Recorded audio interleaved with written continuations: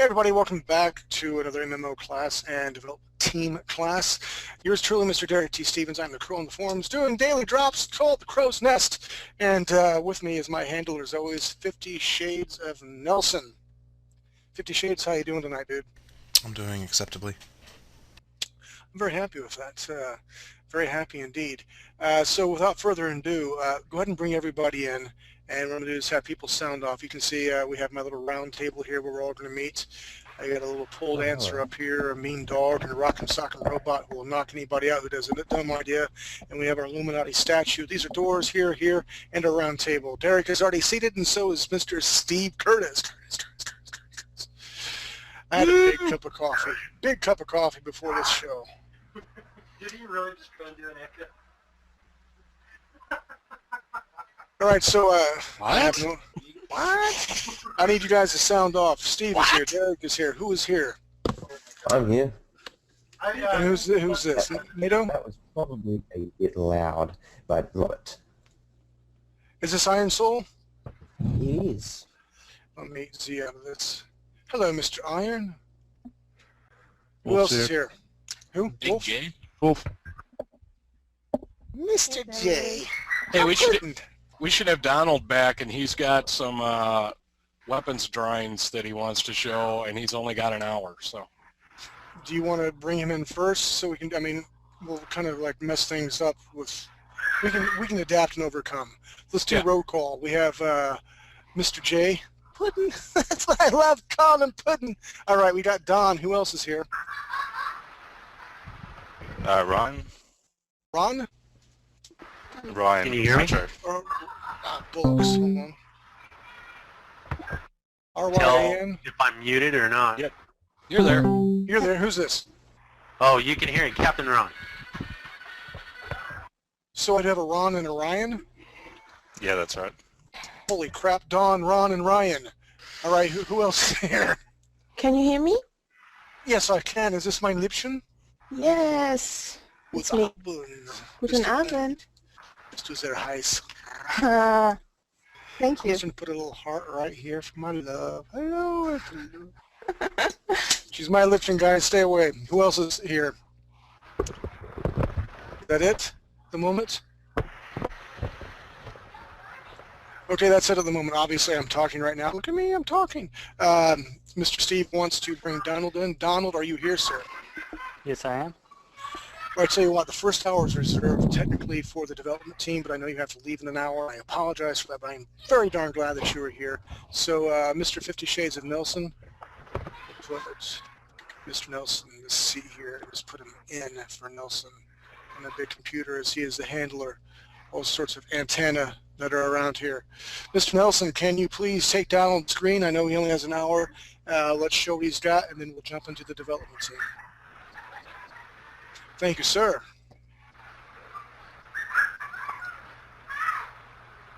Brilliant. Yeah, so it shouldn't take too long, but here's four weapon concepts I've got going on. Not very detailed yet, but just let me know which ones you guys like, and I'll flesh it out a little bit more. Yes. Are we going to go with it? Yes, flesh them all out. But are we, again, we're going kind of more of a steampunk feel, correct? Yeah. I plan on adding a lot of like piping and stuff, especially to this one here. I love that one, man. Yeah, that Me one too. looks very steampunk. Yeah, I have it It looks very much planned like the for Blade like, one again. Yeah, kinda. I don't think I've ever seen it. I'm gonna have to look it up now. But Blu-ray. for this one, I plan on having the little handle here kind of flip up to be like a semi-shotgun / pistol. Ooh, I can see that. Yep. And this one here will be kind of like a sniper, the barrel extending out, maybe silencer attachment, and the hammer in the back dropping down extremely hard. And by Instead of, hammer and dropping hard, you mean the hammer. The hammer time. Wasn't really sure what I was doing with this one. Kind of going for an old school gun. Looks like a Ruger or a Luger. Yeah. My wife's got a little .22 pistol like that. Yep. I think that's where I got my concept from. And this one here is, of course, you got to have an auto pistol Heck yeah. with a fed-in magazine. You can get 30-round mags, shooting bullets, I fire like bullets that. maybe. But yeah, The middle top, it kind of looks ray gun-ish. Not that funny. Who was laughing, Mr. 50 Shades Nelson? I actually don't know. Throw I a think brick that at was me. I can't tell if I'm muted or not. I No, it's not apologize. you. You're not right now. The top right one. It's what's that thing on the bottom? oh, I just started this one over here. I haven't finished it yet. I haven't really decided. It almost made me think it was like a pistol version of a riot gun, the blunderbuss thing or whatever. Yeah, actually, that's a good idea. I think that's what Nowadays they have for. all this. They have all this technology. I mean, this is real life stuff right now that can shoot psionic type rays that will make you poop yourself. So, can you imagine doing that in like an MMO, and then doing the animation? That would be hilarious. You know how many people would like play the game just to make other people poop? Can we do that, Steve? Sure. Wait, what? It's. I said nowadays. I mean, we have the technology for crowd control. They shoot psionics out. It's not in a small version like this. It's actually in a huge. It's like the size of my kitchen table. They direct it at crowds, and the psionics will make you use the bathroom, make you poop yourself. I mean, you know how many people would come and play our game if we had a poop gun and we animated it? You mean the microwave thing or the noise Yeah. thing? The Because microwave thing. psionics would be like killing them with your mind. No. You have sonic waves like sound. Steve, the correct answer is ew. Ew. All right, we'll just shelve that and we'll move on to something Has else. anybody here played Castle Crashers? Oh, played a I've bit of been it, meaning yeah. to play it. I think we should make Good some of our remarks to, characters poop. Yes. I mean, if Saints Row can have a dubstep gun, why can't we have one that makes people have diarrhea? All right, listen, we're going to shelve that crap, no pun intended, because Buzz will kill me. He's going to call me up like, you wanted a poop gun? What was that? I'm like, we do, and we want to vector ray that poop. Seriously, it's going to be brilliant. It's going to have specularity highlights and everything in porn. It is going to be awesome. Okay, Oh, I'm dear. sorry. Off on a tangent. Donald, you did great, man. Keep up the good work, okay? Alrighty, I'll make a poop gun. No poop guns. No poop guns. I didn't say a gun, just like they get scared and poop. Poop. Okay, I'll make a Everybody gun that has makes to people play poop. Castle Crashers. Okay, download What the if- app. You can get it What on if you- Xbox. Yeah. You can get it on Steam. I'm not that clever. But we all know that. On the Steam. Just I'm saying. just good looking. Not really. Okay, Mr. Donald, we'll let you go. Do you have any more to show us? Nope, that's it. What I would like to do, and okay, everybody else take a vote and just sound off around our little round table. I'd like to see more steampunk elements on these weapons. Can I have a hoorah? Do we agree or disagree? I I'm vote gonna yay. have to agree there. Sure. All right. Mr. Donald, you have your assignment. Aye. She'll make it so. Make it so, number one. Well done, Donald. More steampunkish. No poop guns. Oh, okay. I can't believe I'm the only voice of reason here. You guys are freaks. Yeah, let's make a poop gun. That sounds fantastic. I have a level 2 poop gun. It makes you poop a little bit more than level 1. I'm looking forward to level 3 because you're going to poop everywhere. All right. Thank you, Donald. Mr. 50 Shades and Nelson, take my screen again, please. What if instead of a poop gun you have a mob that basically is so scared when you attack it that basically is like a deer in the headlights and just, yeah, Castle poops itself. Crashers. Yeah. You're right, the animals in the background. I knew that I've seen it somewhere. Or the deer that you ride Yeah. through the tunnel. One of the deers projects himself forward by pooping. Stop with the poop. This conversation It's is making me hilarious. progressively sad. Okay, it was a funny idea, but no. We have hey, listen, we have brainiacs in the room tonight. We have like developers and people. I also want an NPC that talks like Christopher Walken. That would be cool. Yeah, okay. Yeah, I like Awesome. that. And special attack, cowbell. Stop with the poop and cowbell. Okay, listen, we have brainiacs here. We have real logical people that probably are like, this guy's crazy, and I'm not. I've been tested. Just throwing that out there. So let's go around the round table. This is me, Derek. Hey, what's going on? Steve, tell us what's going on with the design team. We have tons of stuff in our Dropbox tonight. You should ask the design team. I do have this for the design team after doing some research, and we want this to play on something other than really high-end computers. I am setting you a base character poly limit of 2,000 polys and an additional 2,000 polys for maxed out armor, weapons, blah, blah, blah. That's easy. Oh my God, that is so easy. No, making stuff look really awesome with that little poly is not easy. And I made a 10 once, and it had about 400,000 polygons. They were super low polygon models for Epic. And NATO wants to know why you're not in Buzz Chat, Derek. Because I was drawing this awesome map with the rockin' sockin' robot and the dog and the pole dancer in the top right and my Illuminati statue. I will get in BuzzNet after I thought that was witchcraft. Illuminati, we're all part of it. We're taking over the world. Okay. Did you not get your dues renewal? I hope not, because I can't pay that. All right, well, I'll let you slide the first week. Everyone's sliding for the first month. Everyone's part of it that is here right now. So, all right, so we don't have an official leader of the design team. But who wants to speak up and start taking some control? Well, I'm not sure that's half the time. Hello? What would that entail? Well, I guess I'll do it then.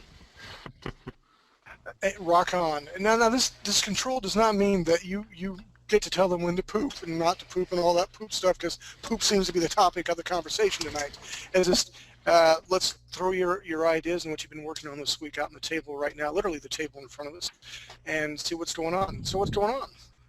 Well, I assume anyone who is wanting to be involved in the design side of things has read my extensive posts on the forums regarding why making an MMO is not a particularly good idea. 50 Shades of Nelson, you need to kick this guy. No, go ahead. I want to listen to your logic, Lucy. Explain.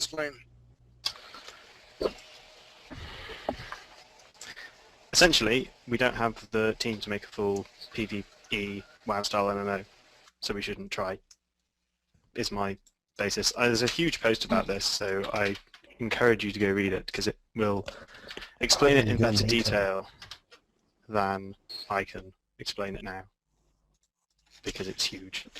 I did read your post on that, or at least I think I did. I did. I have many posts. No, that one. Nato, have you read? Yeah, Have you read my proposal for a release plan? I have given it a skim read. I haven't read it in depth. Let me see if I can find it. Okay, listen. So what are your thoughts on breaking it down? Need to read it. Real quick, I got to interrupt. Okay, first of all, hey, what we're doing is unprecedented, and you're right, we need a bigger art team. But in the last 2 weeks, we've almost doubled our size. And we're continuing to double our size. As soon as 50 Shades of Nelson gets our comic book pages up there, we're going to get more and more interest.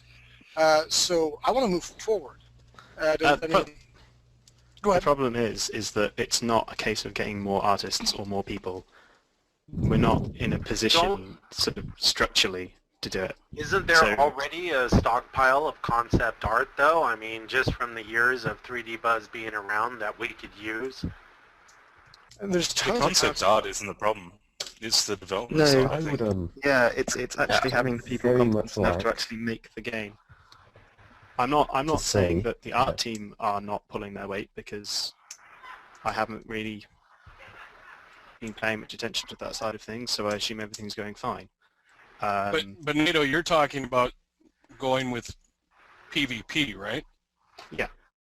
Which, yeah, that's at least starting out. That's what we're talking about too. Good. Yeah. So I release was plan making sure. I wanted to make sure up everyone was on the same page here.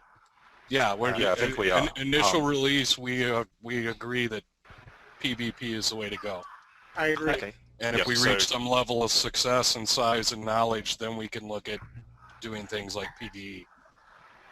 Yeah, the only thing the first release will basically contain is PvP features and elements of the combat system. It won't contain any sort of dungeons or quests or anything like that. Yes, Richard. Yeah, actually, one of the things I was thinking of as far as, like, on the programming end of things, we have Nelson doing some just awesome work in terms of getting the code base up and running and communication between the server and the clients and all that kind of stuff. And he started off by getting RuneSlinger to work in that environment, sort of a stepping stone, essentially.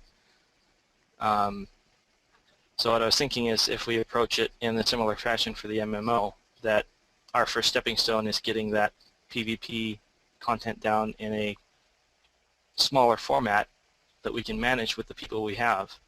And then as we get experience working together, figuring out a pipeline that works with this extremely diverse group of people, then later on, once we have a handle on that, then maybe we can look at tackling a more ambitious PvE open world type project. I like that idea, and you're right, pipeline is the key. And as much as I like to interject, the art side, we kind of have a pipeline. We need to refine it, we need to get more involved and make it streamlined. Our end, we're good, and what we need from you guys is to tell us what to develop. And that's why we kind of need a leader amongst you guys. I've been thinking about that last week, and I put together some documents which I would very much like to show everyone when it's my turn, of course. But, please do, Mr. 50 Shades of Nelson. Yeah. Derek, are we doing the go around the table thing, or? I would like to go around because I spent all this time on this beautiful piece of work. Well, then you should do that. I've just made you in charge of that. All right, Steve, Iron, do you have anything to say, sir? Yes, I do. So, Let's I do have a couple of questions because I joined in last week, so I'm not really sure where the project's at, what's going on, who's doing what. But I've got two main questions. First, who is the person in charge of this MMO project? Who gets to decide what we work on? Well, that kind of says it all, really. To a large degree, are we figuring that out? To a large degree, that's you guys. Within okay, so we are us kind of playing the bad guys and going, no, you can't do that. In actual fact, there is no one person in control of the project at the moment. In theory, it's Jason Busby. However, he's not here at the moment. He's doing some photography, I think. More as supervisor or publisher or something like that. The job Steve and I have, we're here to supervise and kind of facilitate. Yeah, that sounds awesome. My second question is, do we have a workflow worked out for the project? No, not that I'm aware of. I mean, on the art side, yes. You guys, this is the second session meeting, and I would like to discuss that because we need a workflow, or you guys need a workflow. All right. Well, I've been thinking about that, and I'd very much like to show you that. Probably, if it's my turn now, I'll do it right now. Please do, Mr. 50 Shades awesome. Nelson. Yeah, I took a quick glance at some stuff he threw up, and he's got some nice stuff, so let's take his screen.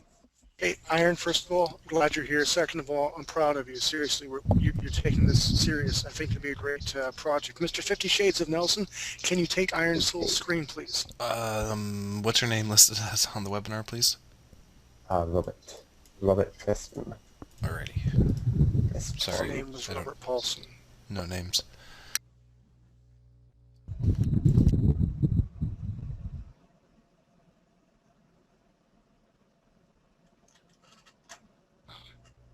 Can you see my screen?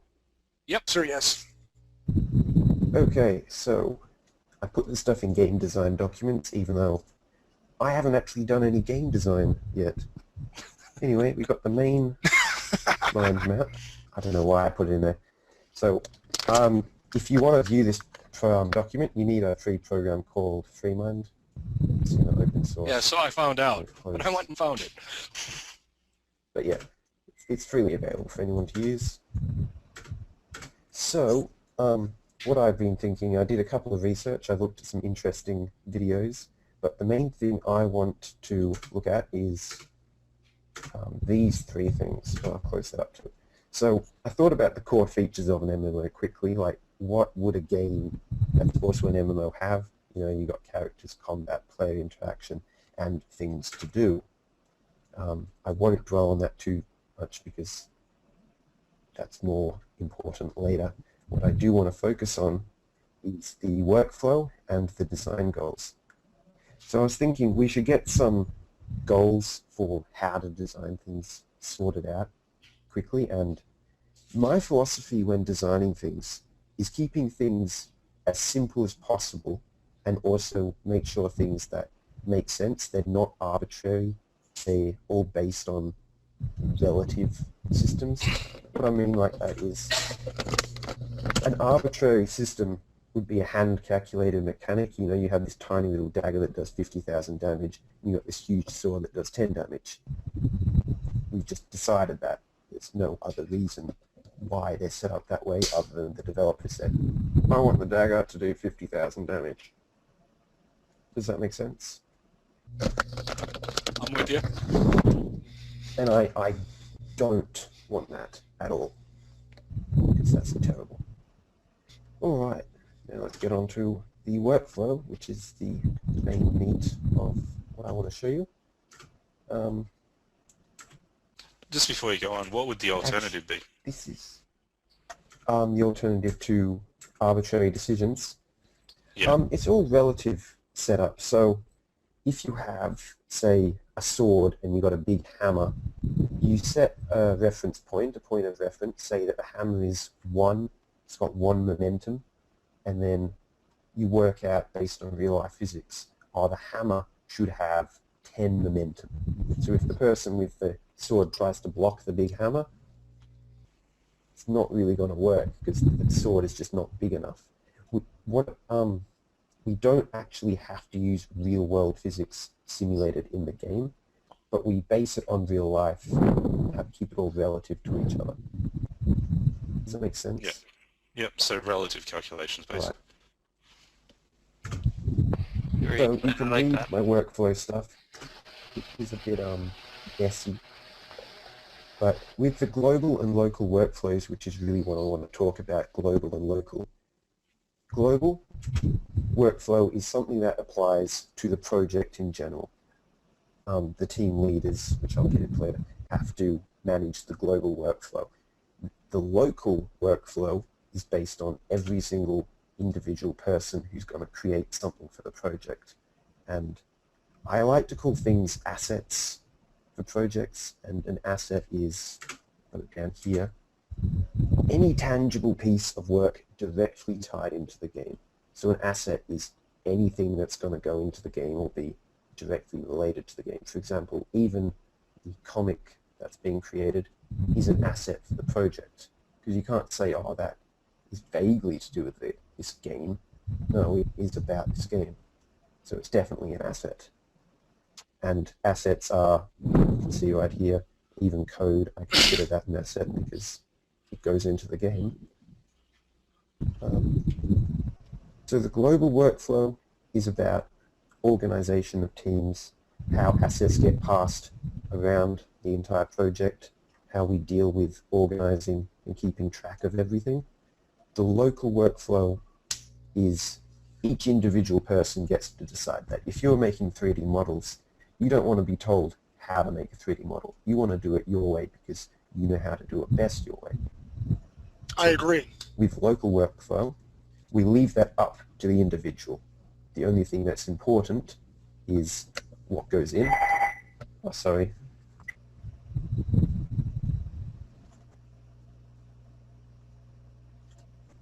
You still there?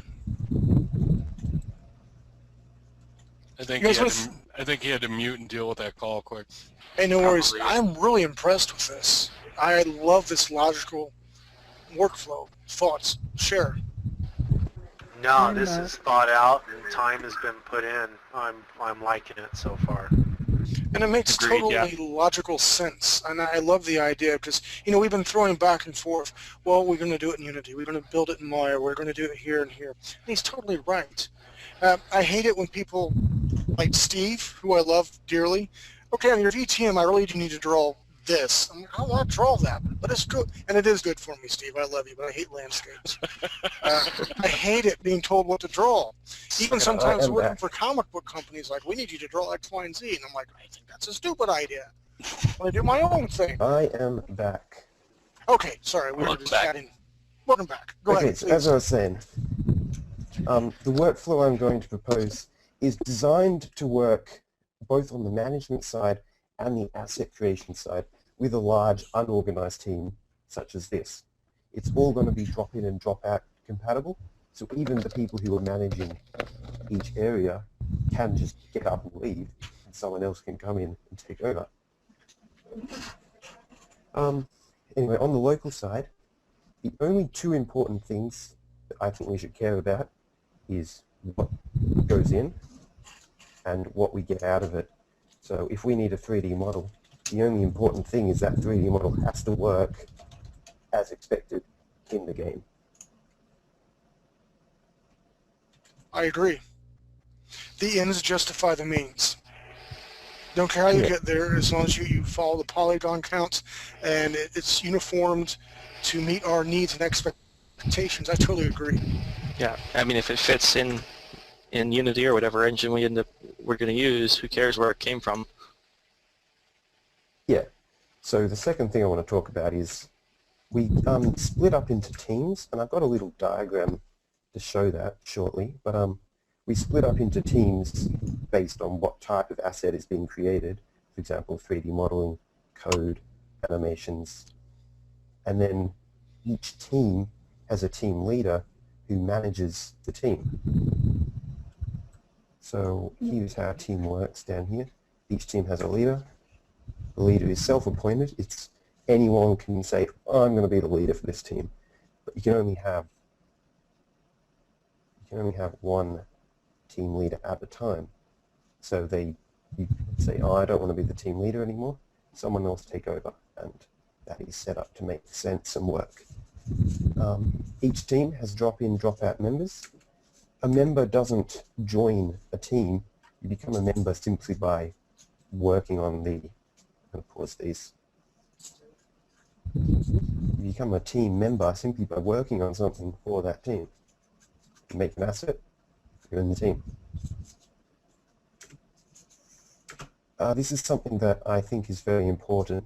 The leader must create a log of events each and every week. Indeed. It seems like a lot of work at first, but considering what example I've got set up, it shouldn't be that big of a deal. If you can't be bothered to recreate this weekly log, then you should probably let someone else take over so we can keep the project flowing very nicely. Just want to throw something away to think about. Don't have to answer right away. But what I love about your logical workflow here, and it's down on paper or digitally as we're looking at it, in the back of your mind, if you can start thinking of milestones, where do you think we should be at X, and then, you know, the next milestone. Again, as a freelance artist, I'm always looking for milestones. I have to have this done by this deadline, this done by this deadline. So just kind of be thinking about this in the back of your mind. I love where you're going with this, Iron. Well done. Well thought out. Okay. Yeah, So a workflow should be mapped out. Yeah, the workflow. As far as like who's going to get what and who's going to work on what and when it has to be in by. Yeah. I want it set up more so that people can drop in work on something and pick what they want to do, and artists can work on what interests them. And the team leader sort of pushes the whole team in the direction that suits the project best at the time. For example, the 3D model team, we need to do weapons at the moment. So they build their asset list. It's down here. The team leader must rebuild the asset list for the team every week. It'll be a team-only version of the asset list, which means we'll have two asset lists. We'll have one big one that has every asset that we've decided will go into the whole project, and then the local one, which is the team asset list, will be whatever the team leader feels that people should be working on at the moment. But at the same time, if you don't want to work on anything on that in that local list, you can look at the global one and work on something from that anyway. No reason why you should stop you doing that.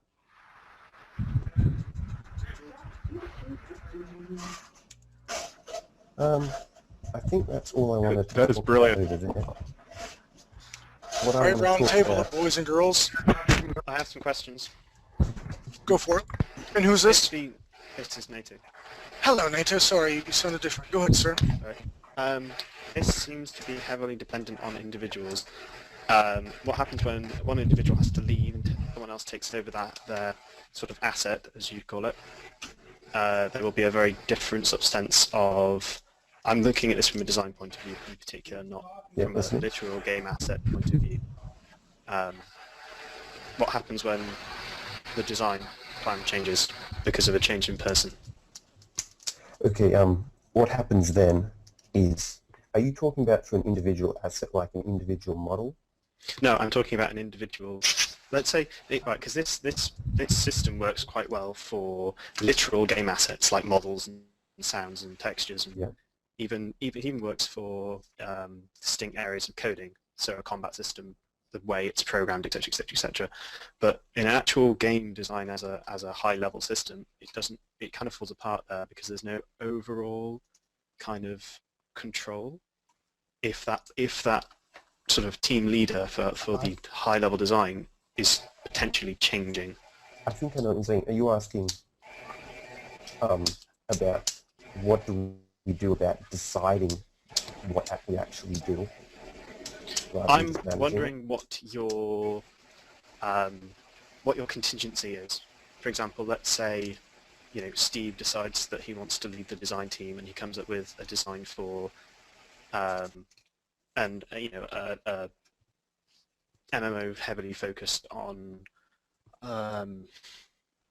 I don't want to say PvP or PvE because they're two big subjects, but focused on like ranged combat. And they're like, I come in and look at it and go, I'm not really sold on this. I'm going to kind of rebalance it towards melee because that's more kind of my thing. That would drastically change the way the game feels. Yeah, I know what you're saying. I haven't thought about it too much, but it's definitely a concept that I'd probably like to call feature lock.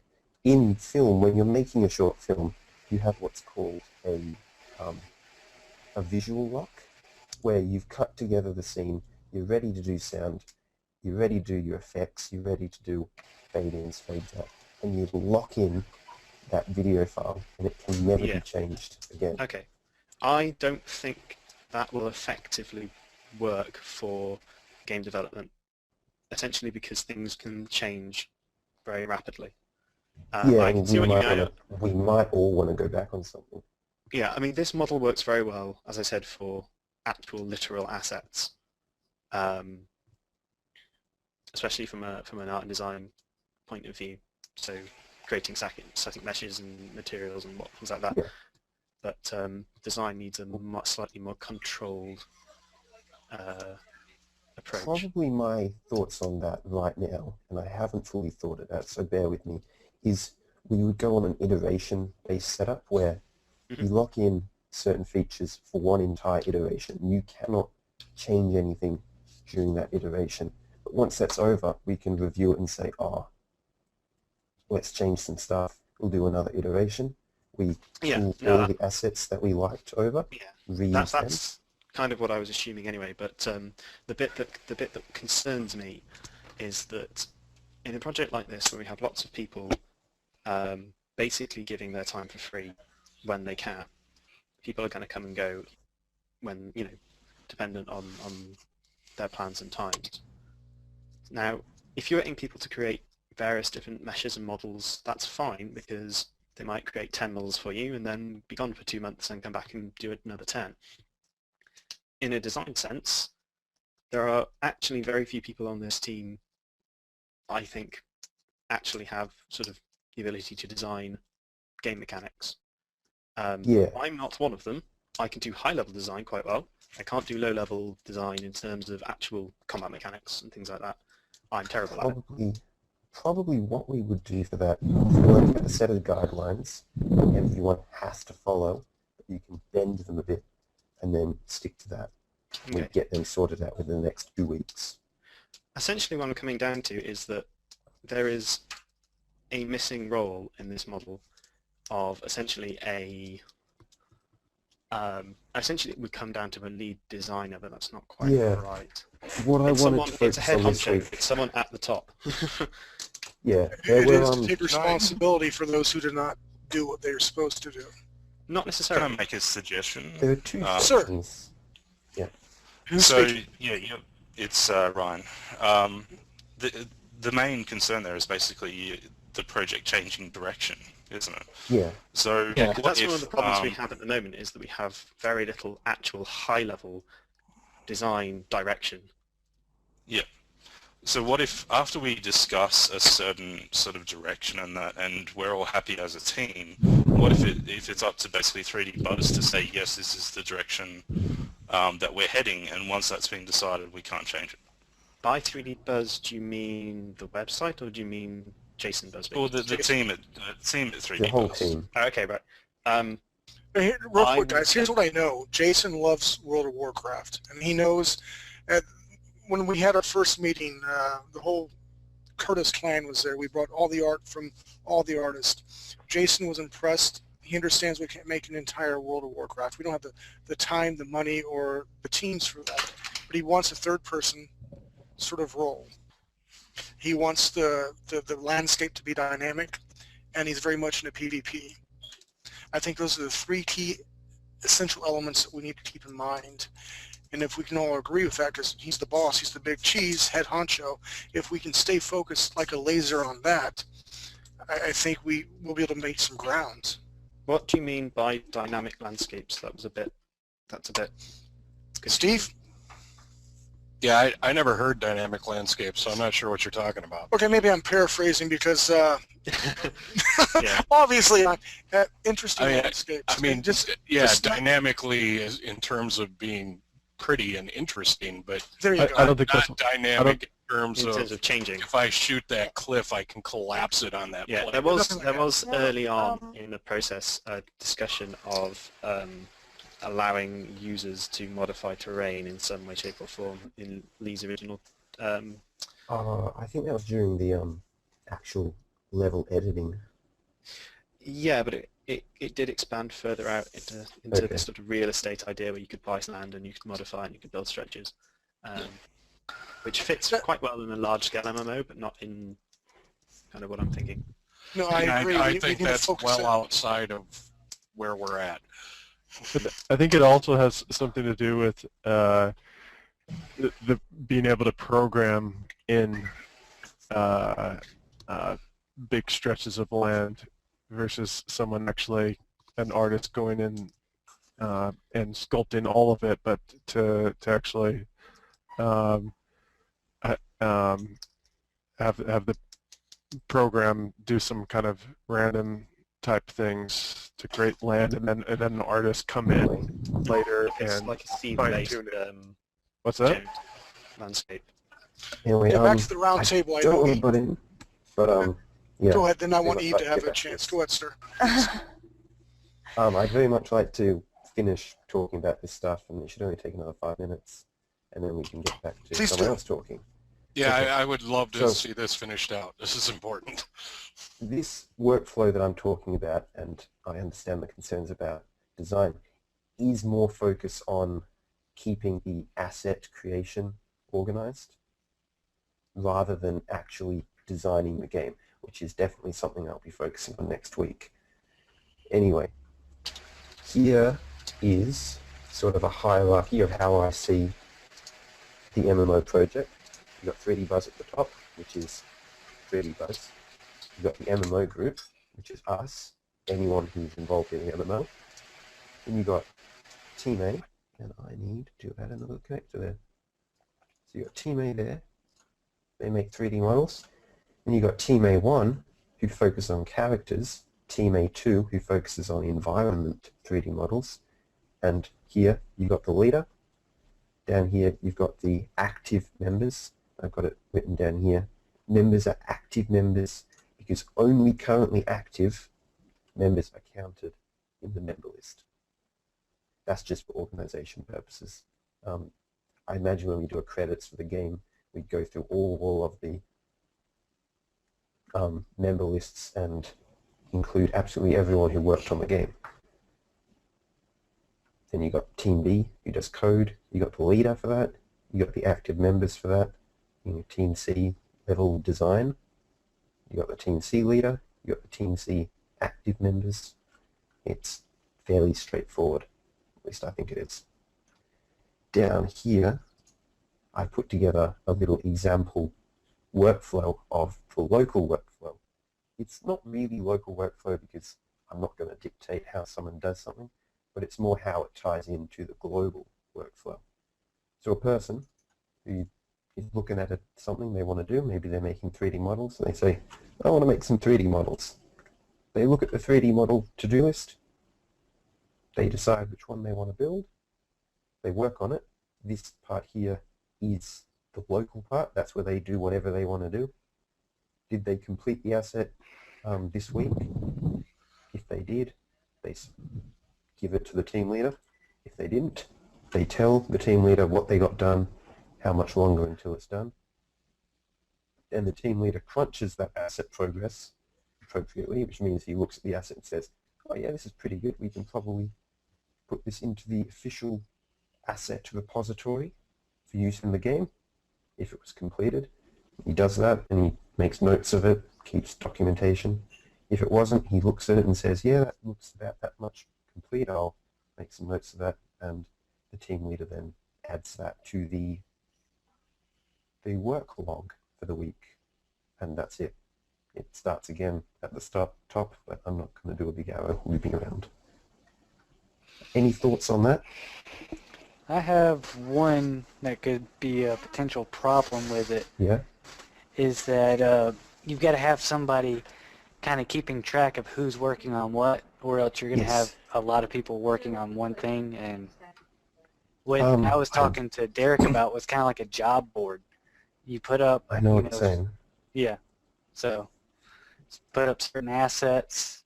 You notify the leader of what you're going to be working on.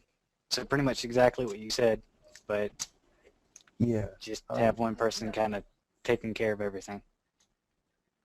This is going to sound really rude to some people, but I think that if more than one person is working on the exact same asset because that interests them, and whoever does the better one or gets it done first gets included in the game. Because if there's two people working on a rock and one person takes 4 weeks and one person takes 1 day, and the 1 day one is done, it's in the game. It would be quite simple to have a something like a Google Docs Excel document where you could just flag assets that are being worked on by someone and title them. It's very unlikely that two people will want to pick the same asset exactly in the same moment. But I don't think we really need to be... Real quick, Mr. J was asking an interesting question on BuzzNet. I'm not sure if everyone's looking at it. Wanting to know about voting on changes when changes occur. That's a brilliant thing about us all meeting once a week. If there's going to be a change, I mean, we're all going to vote on it. We have our core wants, the third person, the nice-looking backgrounds, and PvP. And if something is going to change, we're going to be able to document it and talk about it in our meetings. So I don't want anyone to be afraid of, like, I don't want to work on this because it might change. Right now, if everyone can agree, this is what Jason wants. This is what we're working towards, correct? Yeah. Yeah. Hoorah. As a very broad, open description, yes. Yeah, thank you. Very broad. Very broad. All right, so, Chris, do you have thoughts then on how we deal with that kind of high-level management? I've got one last thing to show before we continue on with that. Absolutely. Okay, so this is, it's an example. I made it up. I made up the names, I made up the models. I really don't, just for demonstration purposes. It's an example of a work log. I'm using a spreadsheet because you can have multiple weeks each milestone. Now this one is the 3D asset team for milestone 1, which is the PvP thing. That's the time frame here. This is the date that I actually put together the document. Until then, it was just a random assortment of notes. This is the leader, and this is the leader 3D Buzz Forum username. I put that there because the leader can change dynamically. I've seen the horrible person that You don't Steve. Anyway, yeah. I resemble that. I put the 3D Buzz Forum username here because if you make a model for this team, you need to know who to send the model to. So the current leader is who you send it to. If that changes, then we work that out very quickly. This is the completed assets area. It's just got the asset, date submitted, and who made it. Rifle, potato, rock, iteration 2. There's already been one rock made, but someone thought, oh, I can do a better one than that, so let's make another one. Let's place the old one. Dates they were sent to me, and who made them. This Josh person likes to make rifles and potatoes. These are the worked on assets. A worked on asset is an asset that someone worked on, made some progress on, but didn't actually complete. So, smelly gnome and big rock. A stalled asset is an asset that someone worked on in the previous week, but then disappeared, went away, hasn't come back, we don't know what happened to them. So you put them in there just for log purposes, and anyone can then pick that asset up and work on it and submit it to the team leader.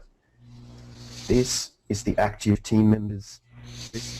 Whoever worked on an asset this week or completed an asset this week goes into the active team member list. You got Josh. Real quick, who's sounding like Darth Vader right now? It is not me. No, it's not you. I don't want to interrupt you, but it's very distracting, so... Yeah. It's not me. Just keep in mind, we can hear you breathe. Go ahead, Mr. Iron Soul. Okay. So, and then recently in active team members, we put Martin in there because he was part of an asset that he worked on last week, but hasn't shown up since then.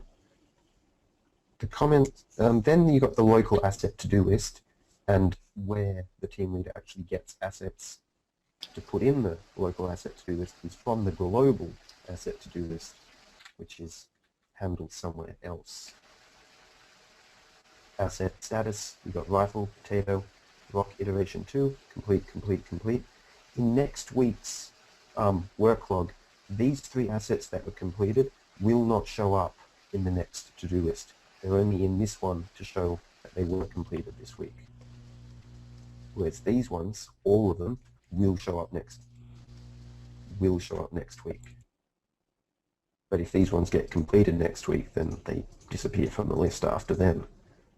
Down here we got the comments, which is, added 3 items, staying with the general weapon theme because gameplay design team is working on combat, and I'd like them to have more than the basic wooden stick they've been renaming. So that's just sort of free-form comments. And then next week, the team leader would then rebuild another one of these with the same sort of information, and we go from there. Any thoughts on that? Seems pretty good, yeah, for controlling asset flow. Yeah, and you would have one of these for every single team. It makes for a pretty good way of summarizing what's going on too. Yeah. Yeah. I do have a question. Okay. Yeah. Okay. The leaders are self-appointed, right? Yes. No. Yes and no. Kinda. Well, we really need to kind of vote on this. Again, it's not a true democracy. It's not a dictatorship by any means, but we need people that will prove themselves. I don't mind some Joe Schmo coming in here and saying, "I want to be a leader." That's great, but can you produce? Is the proof's in the pudding? And everybody here that's here right now, I want to give the opportunity to lead because you guys are the backbone of everything that we're creating. And sometimes, and I'm just throwing this out here, Steve will tell me, he's told me many times, listen, you're starting to do good at landscapes, but you kind of suck at them right now. You need to work on this. And the thing I want to avoid is if somebody brings this Elysium model to us and it sucks, and we all know it sucks, we don't say it sucks. You know what I'm saying? But let's try to be kind and gentle, because all this is free. It is there's no pay. It's all volunteer. But going back to the leadership thing, you need somebody that's going to kind of be like a rhinoceros's bottom, tough and hard all over, able to take criticism, able to take praise, and not have a big head. I'm out.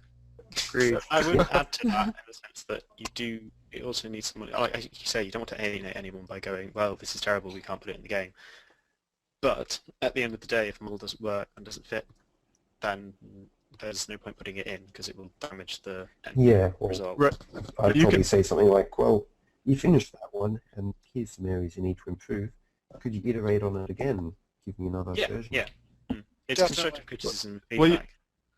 you can point out areas that they could work on. As like, it'd be nice if you did a little bit more of this or that, so they could learn. I mean, that's yeah. And we can deal with that, but let's go back to leadership. And I've hinted around it last class and this class here, and we have a lot of strong, dynamic personalities. I want nothing to do with the design team for leadership, okay? I want to throw out some ideas. This is not my forte. I'm smart enough to understand that I don't know a lot about this. I'm not a computer technological guy. I'm going to make you feel good, draw hot chicks, dragons, and guns. But I don't want you guys to fight over or lose anybody here if you're not a leader. I don't know if we should like put it to a vote. You throw it to an email and we count the votes so no one knows who voted for who. I mean, I'm open for ideas, but I'm a firm believer we need a leader, and then we follow that leader. Yes, no, do it again. Well, So yeah, ideas- first and foremost, it has to be people who want to take a shot at the job. well. Here's more of my question. If you decide, or I don't know if you decide you want to, and then I guess you have to get appointed to one of these tasks, like you're going to make assets, so and for I don't know what the category would be, but some natural assets, and so you go that, and then you go, how about trees, and then you get trees, some people get trees, and you're like, oh yeah, that's great, and then it turns out, oh, there aren't any trees here, and it's just, or these aren't the kind of trees, and so like I'm wondering who leads the leader, because and tells them what to do, because if it's just this random leader coming in and going, ooh, I would like these things, and then people do all this work and make these rocks and trees and stuff that aren't going to be used because they weren't appropriate to begin with. Tell you what, I'll make it easy for you. Then you're up, Eve, and I'm sorry for this. Steve and I will play the heavy, because we're employed by 3D Buzz. We will play the heavies, and we will. And I do not want. I will never pulse or chastise or correct somebody out in public. If there's a problem, Steve or I will PM you, we'll Skype you, we'll say, hey, you're really good at X, Y, and Z. I believe in the sandwich approach. You're really good at this. Here's what you need to work on. I'm really proud of you for X, Y, and Z. So Steve and I will be the heavies. We'll be the leaders of the leaders, so to speak. So whoever votes in tonight, because I want to do it tonight because I want to move forward, for the design team leader, you'll talk to Steve and I, and then we have Jason's. We're blessed to have Jason's ear. I know he's busy doing a lot of photography stuff. There's still a lot of stuff going on behind the scenes at 3D Buzz that I can't talk about, don't want to talk about. There's a lot of good stuff coming down the pipeline. So Some you don't even know about. Yeah, yeah. So we'll be the heavies, if that's cool for everybody. I'm okay with that. Well, That being said, Derek and I are both art monkeys. Neither one of us is qualified to be the overall design person.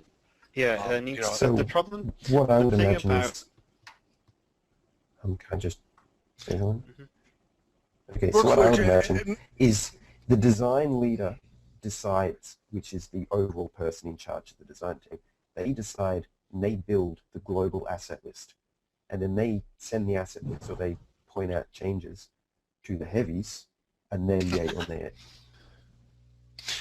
Let's throw Eve in the mix real quick. She's not been able to speak. She tried a couple times. Miss Eve, what do you have in your mind, baby girl? I just want to say that basically harkens back that we don't have right now like a game designer who basically gives a direction, because you have the creative team who kind of sort of know what they're supposed to build, coming from the stuff the concept art team did, but there's no really one person who says, well, this gets in and this it's a nice idea but we won't use it, and we can't, for example, when it comes to characters, build every single idea we had for characters and the concept art team did. And that's kind of, I think, the main problem, because there kind of has to be one person who kind of I entirely agree. has this under control, or knows kind of maybe can coordinate it better to see, well, we have a specific kind of asset set that was already built, and for example this asset matches that style and fits the product we want to make, and this one unfortunately doesn't. When it comes, for example, to the example with the trees, if that makes any sense, that there's one person who knows, okay, Alicia is supposed to look like that, and we don't want like that specific kind of trees, we need other trees. And if everyone is in the asset list, it's just said, oh, we need trees, and yeah, there's no one who really, yeah. Traditionally, that's known as a lead designer, and I completely agree with you, and that's what we need. Unfortunately, I don't think that person can be Jason, because he's... Oh, no, I agree, absolutely not. As much as I understand the desire to keep him informed with every single decision, because he owns the company and this is his baby, really. But, yeah, I would see Jason more almost on a client side. He's the publisher. Yeah, that's the way I think about it. Yeah, he's financing it. He's got his word on what he wants, but past that, yeah, he has to trust the team basically to get the job done. Absolutely, and that's what he wants to do. Yeah, because basically what I heard out of the whole stuff with, he likes WoW and wants WoW, but since WoW launched, there's lots and lots of different changes made to the MMO formula over the years. That, for example, with mixed classes, or for example MOBAs instead of traditional PvE, PvP, MMO styles, that he maybe won't even be aware of, and doesn't know that there are those options when it comes to the design. And there has to be kind of a lead designer to coordinate all the stuff that has been gathered from all over the other teams. All right, here's what we're going to do. Can I just ask one question, sorry, quickly? Ask the question. What is your 3D Buzz username? Just so I know. Mine? Yeah. Moonchild. Okay, thank you very much. I didn't know off the top of my head. Sie ist von Deutschland. Yeah, I've seen some of your art, it's quite good. Brilliant art. Here's what we're going to do tonight. Before we leave, I don't care how late we have to stay, poor Mr. Nelson, I want to vote on the lead for the design team.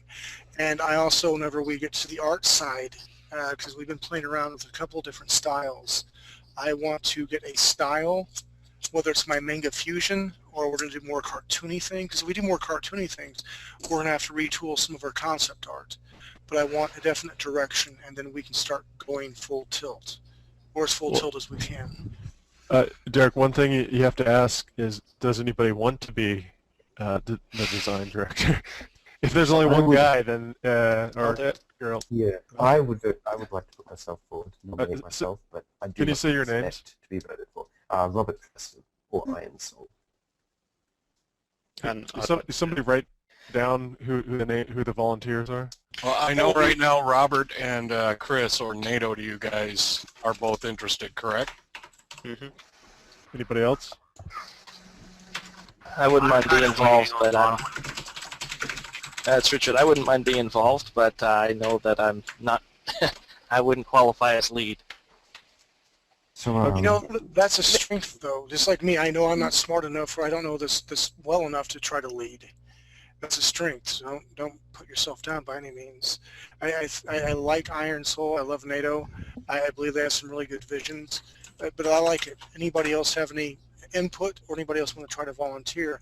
And I'm going to put you guys on the spot. We'll ask you one at a time, what are your strengths? It's kind of a quasi job interview.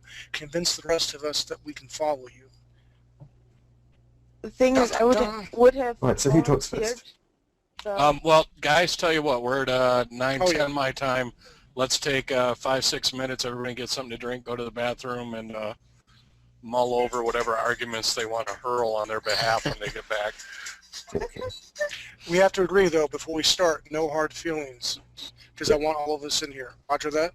Fully agreed, yeah. Completely. All right, Absolutely. overcome. Mr. 50 Shades of Nelson, take us out. We'll be back in, say, 7 minutes.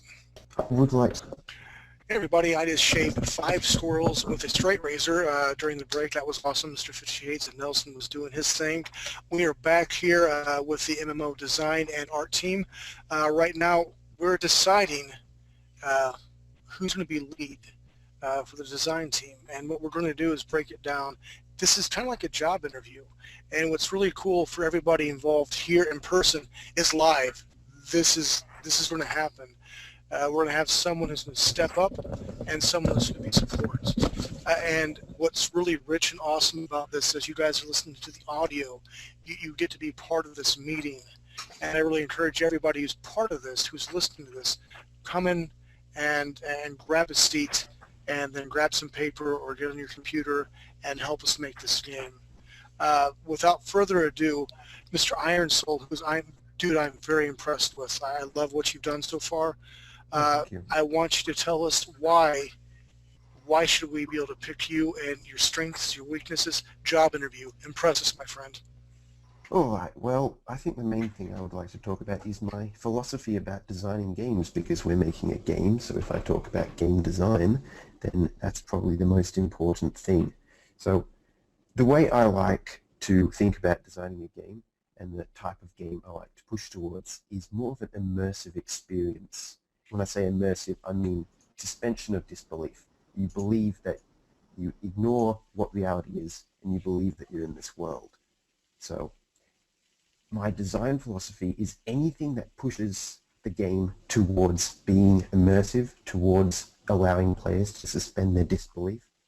That's what I go for, which is that thing where I said relative gameplay mechanics, where a huge hammer can't be 1,000th as powerful as a tiny little dagger. It doesn't matter that we can't just arbitrarily make the dagger super powerful. It's just goes against my philosophy of designing a game. That does mean that I limit myself away from some certain wacky things, but if I can find an explanation within the game universe that makes sense, I'd definitely be able to make it happen in the game design. Is there any other questions that you'd like me to talk about? Let's see. We have a question. Do you have any ideas on the direction of the game at this point? And pretty much Iron Soul's kind of hamstrung right now because he's just coming in late, whereas NATO he's been around since the beginning. So, what direction? The knowledge you have right now, what direction do you take the game? I have seen a couple of really old videos, I can't remember what were they, back in 2011, where they were talking about the story of the game and some basic research and development about the terrain system, but that is pretty old stuff.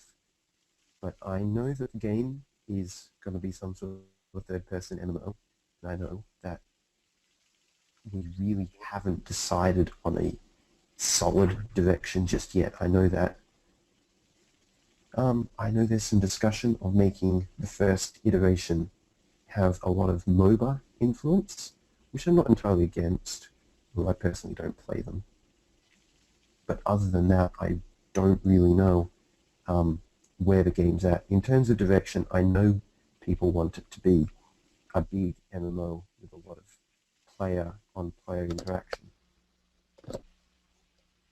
My other question, and again, I'm impressed with what you broadcast tonight, and your workflow, and the last couple of weeks you really stepped up. But I've got to ask the hard question here. What qualifies you to be in this position? All right, well, I don't disregard any element of game development, any skill area, concept art, 3D modeling, sound design, animation, programming, scripting, which are very similar but slightly different. And I definitely explore all areas of that. I'm currently focusing on 3D modeling and programming at the moment in my own time. But what qualifies me for this position? Well, I can tell you have passion. That's good. Yeah. You have passion. Have you led anybody before? Have you been a manager of anything?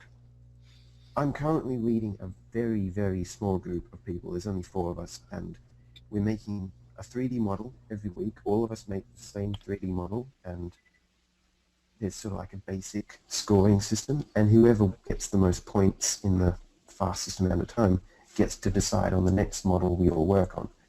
And I'm managing that group, and it seems to be going pretty well. It's pretty fun, but I have not actually managed any proper teams before now. That's why I want to do this. I want the experience. Roger that. All right. A couple of the other questions on there. Do you feel you have the time to give to that position? Yes, I do. Also, you say you don't play or don't like MMOs. How do you plan on reconciling that feeling with designing an MMO? Well, I don't play or don't like MMOs, possibly because of the main reason is because of my own personal position. I've got probably the wrong mindset for the most traditional style of MMO, which is World of Warcraft. And I'm probably completely wrong and probably have the wrong idea, but the way I see them, and I really do hope that maybe one day someone will change my mind. World of Warcraft it's all about the end game. But until the end game, it's just a walk around, follow basic instructions simulator. Then once you get to the end game, then you start doing some pretty interesting stuff from what I've heard, but I never got there. All right. Go ahead. I also feel that MMOs are, because of the network thing, they try and make a game similar to other genres of games, like, for example, third-person shooter, but because it's an MMO, they have to make sacrifices, and I would rather be playing a high-quality third-person shooter than be playing an MMO version, because you get for lack of a better term, you get a lesser quality experience, even though there's more people. Alrighty, let's see. Do you feel open-minded to what other people's ideas are, or are you more set on a vision you already have? I would say I am very open-minded.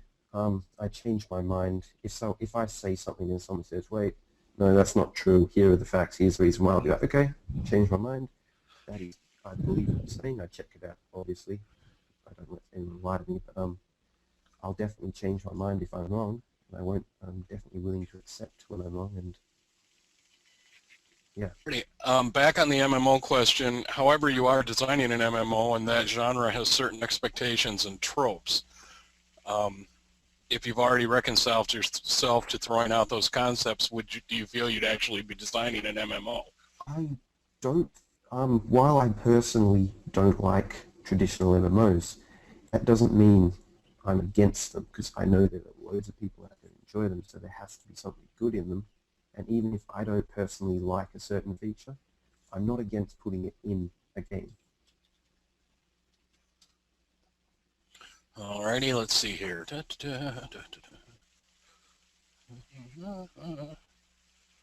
Unless I missed some, I'm not seeing any other questions.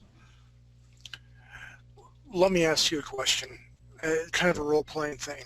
Okay, you're my lead, and I'm the guy underneath you. I'm making an asset, like you say, a model. Like, dude, I've spent like 20,000 hours on this model here of a rock. Oh, you're fired. Shut up.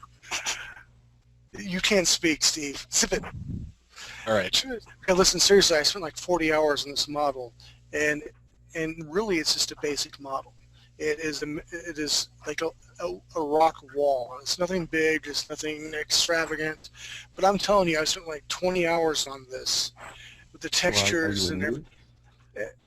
I'm new to this. Modeling and you're still learning? Well, yeah, but what do you think about this? I mean, I 20 hours on this. I mean, this is the best thing I've ever done. Can you use this? Well, I think if you're learning and you spent 20 hours on it, a lot of that time is probably not actually modeling, and most of it would be learning how to model. But if I'm looking at the rock and if it's too high poly, then we cannot use it. If it looks good and it's got good poly count, it's got good topology and all the normals are the right way around, and Wait, what in the hell's a normal? I made this out of simple shapes like Steve showed me. Well, I didn't watch all the video, but Steve said make rocks, and I made rocks. What in the hell's a normal? What I do in that situation is I talk to God, I first explain to him what a normal is, and then we check it if the normals are facing the right way. If any are the wrong way around, I try and help him figure out how to flip the normal way to the right side and make sure that the model is in acceptable status, so that it could then be textured properly. And I tell him, okay, well, this is a good model, but you haven't really set up a UV map yet, so you need to learn and get a UV map set up before submitting this to be included. Wait, okay. I'm playing the real hard ass, and because you're gonna deal with some of these people here, and it's nothing personal. Here we go. What? You know, I'm gonna talk to Steve or Derek. You're bullshitting me. This is stupid. I spent 20 hours on this. Who in the hell are you? Use my model, or I'm. And NATO, you better be ready because I'm gonna be just as hard on you. Right. So I like the model. I think it could get into the game. It's not ready yet, and you need to understand that this is a big project, and there's certain things about the model that you need to do before it can move up to the next level. And here's what you need to do. You need to get your UV maps sorted out. You need to make sure that all the normals are facing the right way, and make sure that you're ready to export it into a good format like FBX or OBJ. I like it. Well done. Because I would have said, shut up! Alrighty, and a last question. Do you feel you can get others to work with each other to get produced what needs to be produced? Oh, that's an interesting question, because with a really big project like this, and it's going to be 100% impossible to get everyone on the exact same page as everyone else. And you need to let people who are joining in, who are 3DBuzz member sponsors, you need to let them decide what they want to work on. And if they don't want to work on anything that is in the local asset to-do list, and they want to work on something that's in the global asset to-do list, they have to be able to do that. Because if they're making an asset and it's good for the project. But if there's someone who doesn't want to cooperate with any of the team, but they're not hurting anyone, if they're still working on stuff to do with the game, we would just have to work around that. As for getting them to cooperate, that really is up to the individual person, how much they want to put into this project. We have to design the team and design the project management around that fact. Last question from me for this. Okay, because I'm dealing with this right now as a freelance artist. I've been published tons of times, but I still, like the zombie page I showed before class started, a lot of times people are like, well, I want you to draw in this style. Can you give me a tryout? My question to you as lead, are you going to take the word of X, Y, and Z? Hey, I can do a great model like this and texture it, and it'll only take me 5 hours to do all this. How would you do that? Would you make them do a tryout? Would you look at their portfolio? Or would you just say, come aboard? What would be your method of madness for all this? Because of this project in particular, I'd say, okay, put together a model, show me what you got. And then if they don't make it, I'm not going to punish them for that. They might have something come up in life, but it doesn't, whatever they put together, because they haven't put anything together, it's not going to go in the game. But I won't waste or spend too much time bugging a person to get something done. If they don't get it done, there should hopefully be someone else who will pick up their slack and do it, and then they get the reward. They get their name in the game credits, they get that model in the game, whoever did it. Steve, do you have any more questions? Yeah, they've got one more. What will you do to try to improve the quality of the content produced by the team? This will be the last one. Yep. The quality of the content, well, if it's good quality and it's on the asset list and we like it, it goes in the game. But if someone says, oh, I think I could do that better, yeah, I'm going to do that better. Someone else makes a model that looks better than the one that's already been put into the game, and it generally works better, better performance, nicer rendering somehow. Then we'll have a bit of a meeting. We'll say, okay, this model is significantly better. Do you think we should put it in the game? And if we all agree, then we'll definitely put that in the game. We'll take out the old model, and we'll call the new model iteration 2. It'll be iteration 2 of the model. That's my answer. Roger that. Alrighty. All right, guys, let's get ready to hear NATO's side of the story. Hey, Iron, well done. Proud of you. Okay. Mr. NATO, how you doing, buddy? Not too bad. You do know you're broadcasting your Facebook and your Hotmail and stuff to... No, I did not know that. I thought someone else had my screen. Crap. Yeah, I kept dropping notes in BuzzNet, but I didn't think anyone saw them. No, what the poop? I apologize for that. I did it again. Hold on, let me get my BuzzNet. No, I seriously had no freaking idea I was about to email a publisher. BuzzNet. Thank you for that, and disregard everything you've seen that is not PG-13 or below. Wow, I'm an idiot. Thank you, and I'm we'll do it. All right, same thing. We're going to start out with basic interview. Here you are. You're in front of Steve and I, and keep in mind I'm much better looking than Steve, and younger, by the way. Impress me. Tell me about you. Okay, well, first of all, I'm a designer at heart. I have an architecture degree, and I do level design as a semi-professional. I've worked in teams of people. I've led teams of designers as part of my degree course, both on a short period of time, over a couple of weeks to over several months, working on one single project. I also have a clear and quite concise high-level plan and concept for this game. It might not be what people are envisioning when they think of an MMO or this MMO. However, I think it's deliverable, and I think it is has a high degree of replayability, which for this group is quite important. You're saying some buzzwords right here that I like. That you're saying it's a high degree of replayability and deliverable. But tell me, because I'm just a stupid art monkey, explain to me what is replayable and what is deliverable. The problem with a large-scale MMO like World of Warcraft is that to maintain a player base, to keep people playing and thus paying to do so, it's all predicated on content and giving new content to the players and giving them new quests, giving them new storylines. My proposal would use a high level of PvP, for one thing, which means essentially that the players will create their own content.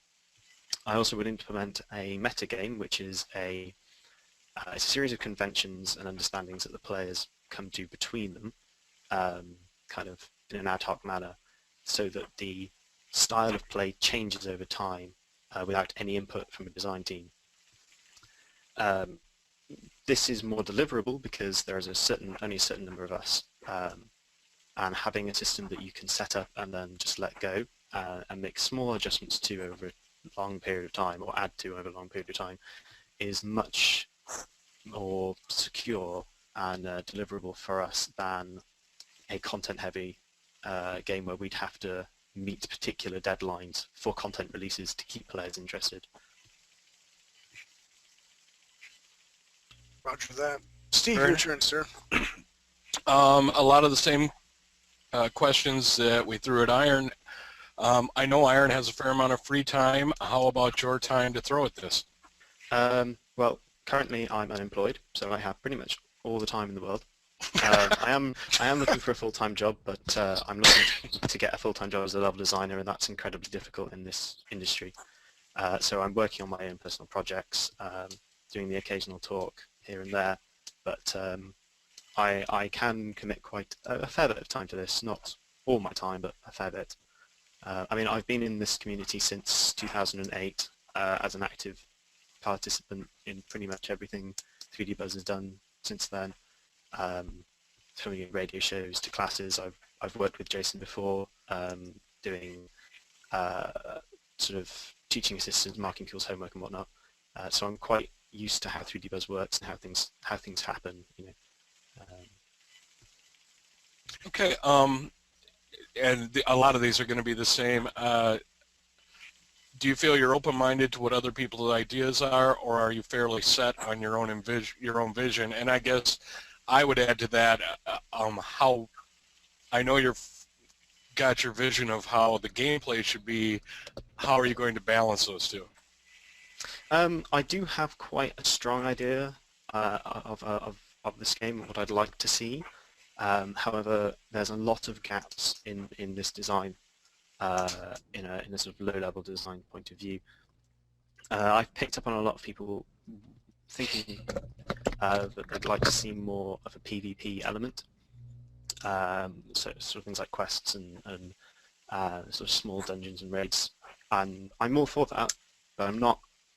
I would like to have the key gameplay, this PvP match-based arena-style gameplay, with then city-like MMO sections outside of that, where the players can mingle and walk around and group up and go and do small dungeons here and there. Would you have chat bubbles? If it comes to that, if we decide that works, then yes. Either chat bubbles or a chat system similar to WoW, something like that. Yeah, it depends on the art style that we come to. If we're going for something that has sort of quite a high resolution textures, quite complex models, then maybe speech bubbles don't work. If we're using a very cartoony style, something like it's almost like Team Fortress 2 or almost a chibi style, then speech bubbles would work. You know.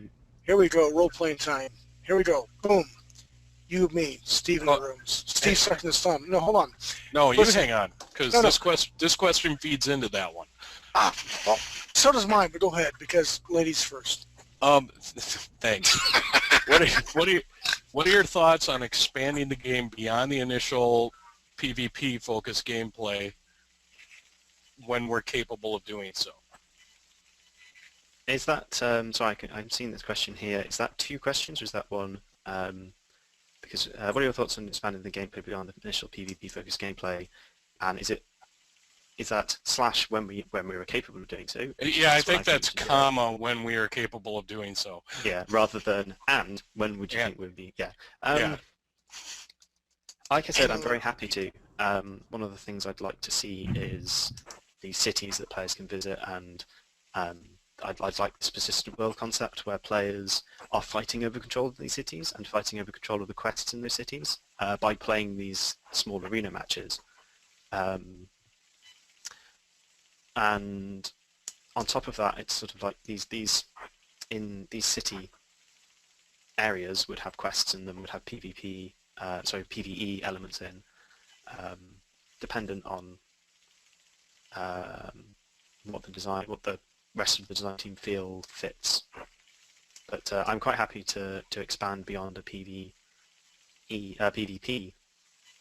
system, as long as that PvP system works strongly enough and supports everything else.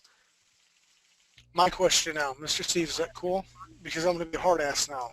Okay, after you're a hard ass, read the role play question. So you get the next two. Roger that. Okay, so you have a position, and you come to me and say, you want X in the game. They're like, no, I don't want that. I think that's a dumb idea. I have a vision. I want it. I want this manga fusion style, and you want this cartoony style. No. Tell me why. Why should I follow you? Now, I really want to be this. But if I was a hard ass like this and this determined to get my way, how would you deter me or redirect? I would sort of try and seek a compromise. I'd sort of explain where I'm coming from, why I think my vision for this art style is works so strongly with the game design, and in particular the elements I think of your chosen style would be less effective to the game design and would require us to change more, focusing heavily on the areas of delivering the game on a reasonable timescale and a kind of end quality. Yeah, so it's seeking a compromise rather than one way or the other. Okay, I can respect that. Let me read through all his captions here. Question.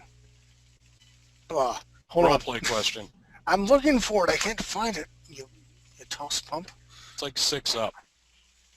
1, 2, 3, 4, 5 sucks. Question, what will you do to try to improve the quality of content that's not role-playing? No, right. I see the roleplay question from Einzel, which is everyone hates the idea of a MOBA game, gameplay in this game.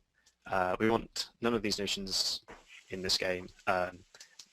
What do you think about that? Which is his question. It comes down to a scale issue. I'm not entirely sold on the MOBA style, where wait. Explain, Lucy. What is the mobile style? What are you talking about here? Have you seen League of Legends? Yes. Yeah, where it's a small team of 5 people versus 3 to 5 people versus another team of 3 to 5 people. Okay. Where it's in a small arena, your character gains levels within that sort of session, that match, and it's about reaching the enemy's base, capturing their base to win the game. So it's very small scale. It's very sort of repeatable gameplay, and it's all based on strategies for the players, what characters the players are playing, and how those characters develop through that match. A match might take up to 40, 50 minutes, something like that. It's a lot smaller scale than World of Warcraft, but it has some of the same concepts sort of scaled down a bit. However, as I was saying, I'm not entirely sold that is the direction entirely I think we should go. The hell is that? Nelson, is that you typing? No. Someone eating crisps, I think. Wow. I'm sorry. That was possible. Yep.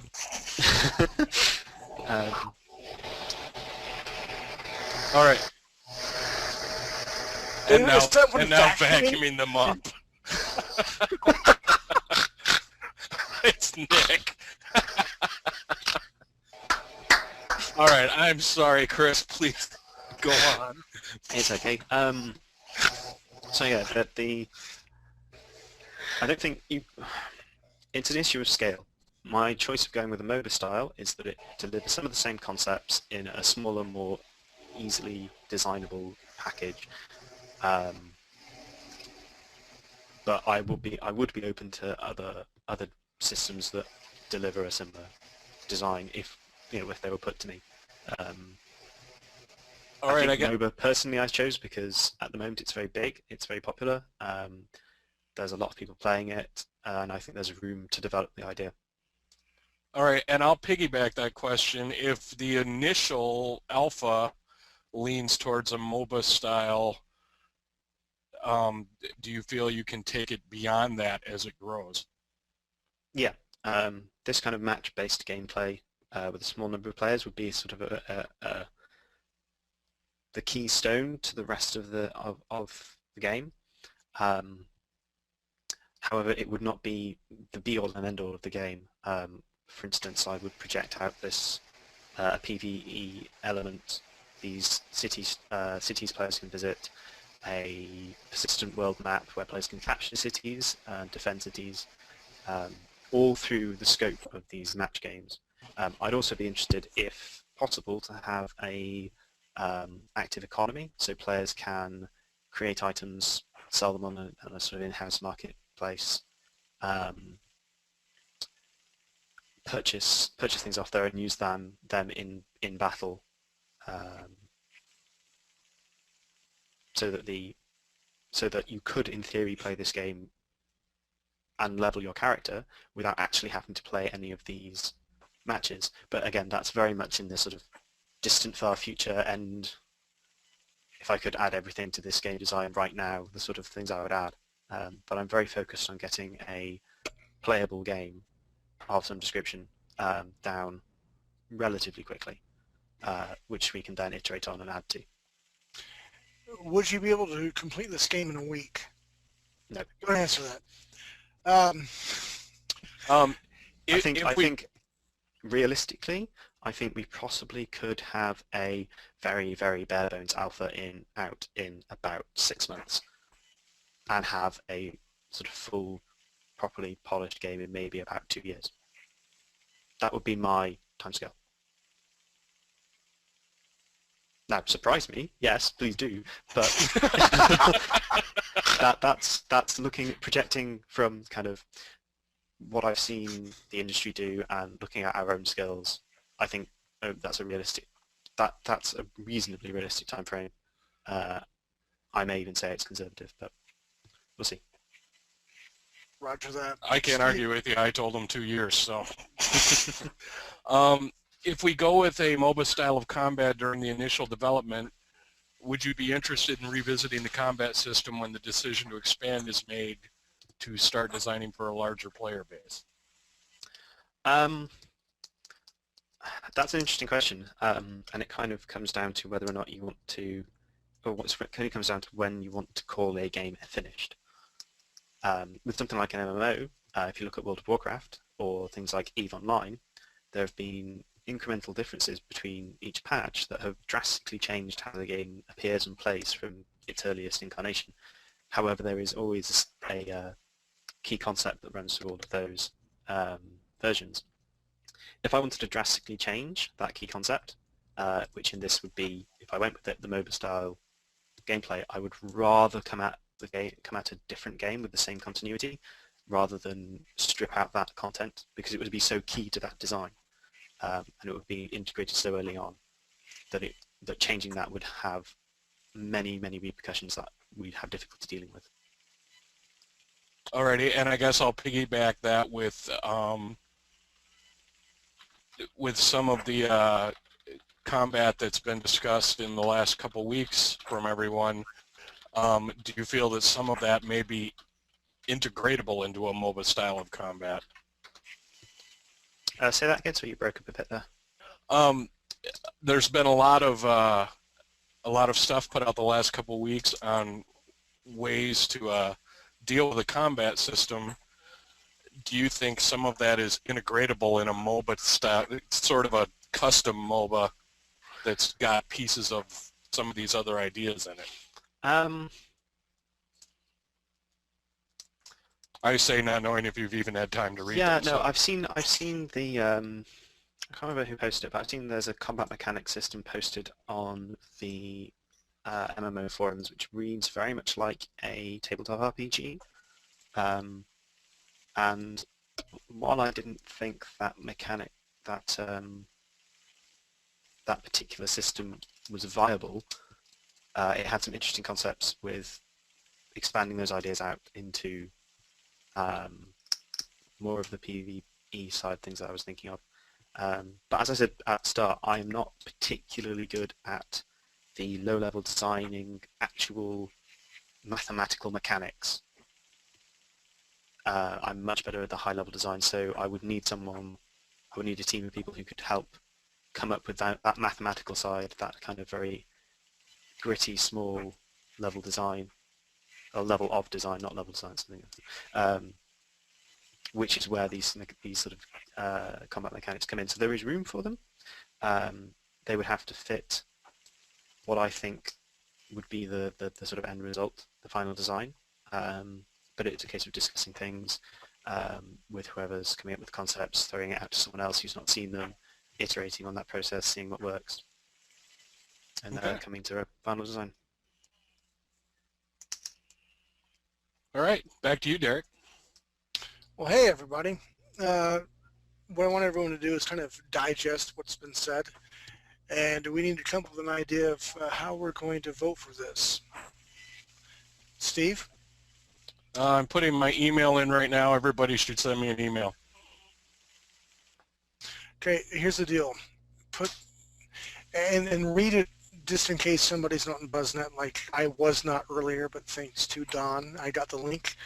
If you're not in BuzzNet, go ahead and Steve will read you his email. And what I want you to do is email him.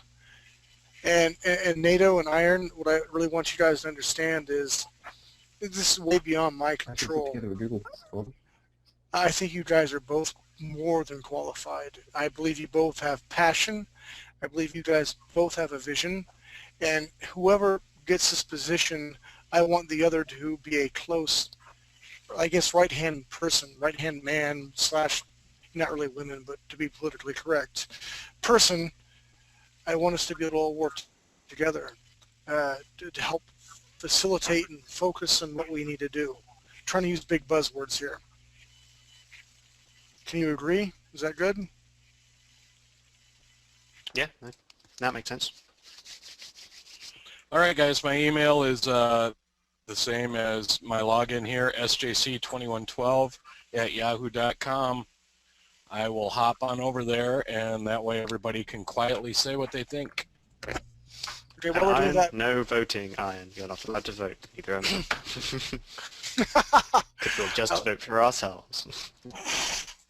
Yeah, we'll assume that. We're going to tell you what, while you guys I guess if one of you feels really strongly about voting for the other one, then send the email. I'll see it.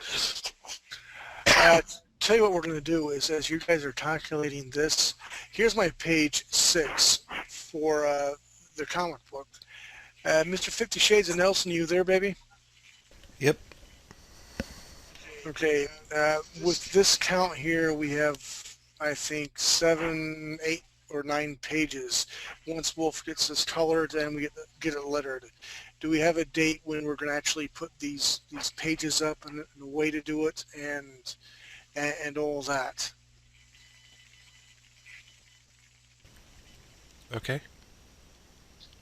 You can't just say okay. It was a freaking specific question. Stop playing with your pretty hair and pretty lips. My question is... I actually know for a fact he's working very hard on something else at the moment. Okay. I definitely want to get these comic book pages up.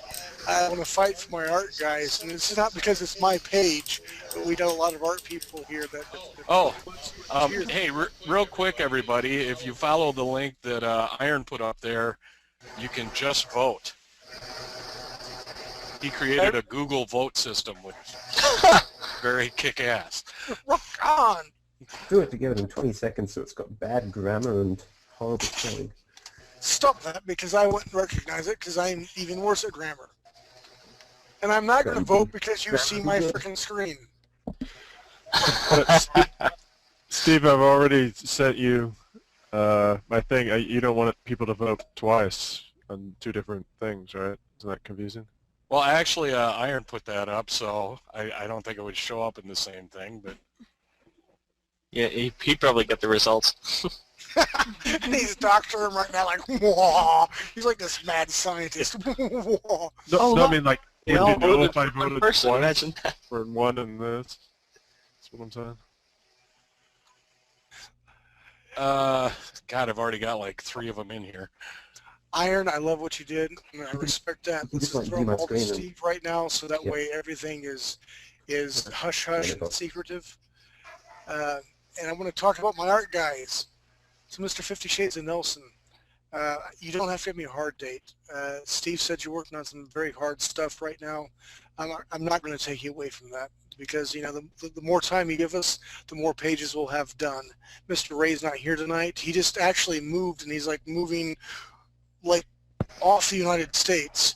So we have time to do more pages, but I just want to put in the back of your head. Here is basically as Steve is calculating everything since she's coming out of her look. Let me make my pointer out like that. Here she says, I'm Cincy and I'm all like gonna go out because I gotta kill somebody tomorrow. I'll get killed. And Mom's like, hey, you shouldn't do that because I love you. Something like that. And we can tell this is Cincy because she's gonna be pink. And I love you too, Mom. She slams the door. I need Wolf. This needs to be slammed. You need to write or some way of the store being slammed. And she's walking away, and Mommy's like, oh, what did I do wrong? My Cynthia, she's just such a bitch. What do I do? And bitch is not a bad word. That's in the vocabulary of the dictionary. So I'm paraphrasing here. I think you should write an alternate topic for this. That'll be the Ray version and the Derek version. It's not enough room on the page for all the text in the Derek version. I know, right? Well, Thought Bubbles, I am such a mean person. Mama raised me right and gave me whiskey instead of milk, and I love her for it. She must be an Irish Elysian, but I can't do it. I just can't do it. Okay, there we go. So the artwork can be on the right side. The left side is all chat bubbles and lead-ins to the characters saying it. That sounds good. So anyway, that's page 6. And I know Mr. J, he's done page 7 or 8. I think we're up to 9 pages. So hopefully when we get 10 or 11 done, we can definitely get these babies up because it's going to generate more interest for our project. I want to get more 3D modelers. I want to get more artists and hopefully some more game designers. Can we show my screen? Mr. 50 Shades of Nelson? Yes, ma'am, yes. What's wrong with her face on the second panel? Hold I don't on. know. She looks kind of weird. Hold on. And it's the one from last week. The recoloring of the armor looks great, Wolf. I love her standing in the first panel. That's freaking awesome. Yeah, I drew that. What? I'm lifting my hands up right now and doing my hammer dance. Now, I had some questions because I think you might have forgotten to draw this. Well, you definitely forgot to draw this thing. I'm not sure if this is correct because this is what. Oops. Sorry. This is what you. See, there's no this loincloth thing or whatever it is. It covers her hoo-ha. Yeah, I mean, this is her crotch, right? Yeah. So you just forgot to draw it or whatever? Well, greeble lines, thank you very much. I remember the correct terminology. There's greeble lines there to suggest that she has her crotch covered. Yeah, but I mean, it's like here, like she has this whole big thing, and here nothing. Okay. So, for consistency, continuity, I went ahead and did that. That looks good. Thank you very much. That's all right. Yes, sir. And I also wanted to know where would her belly button be around here? She's very twisted.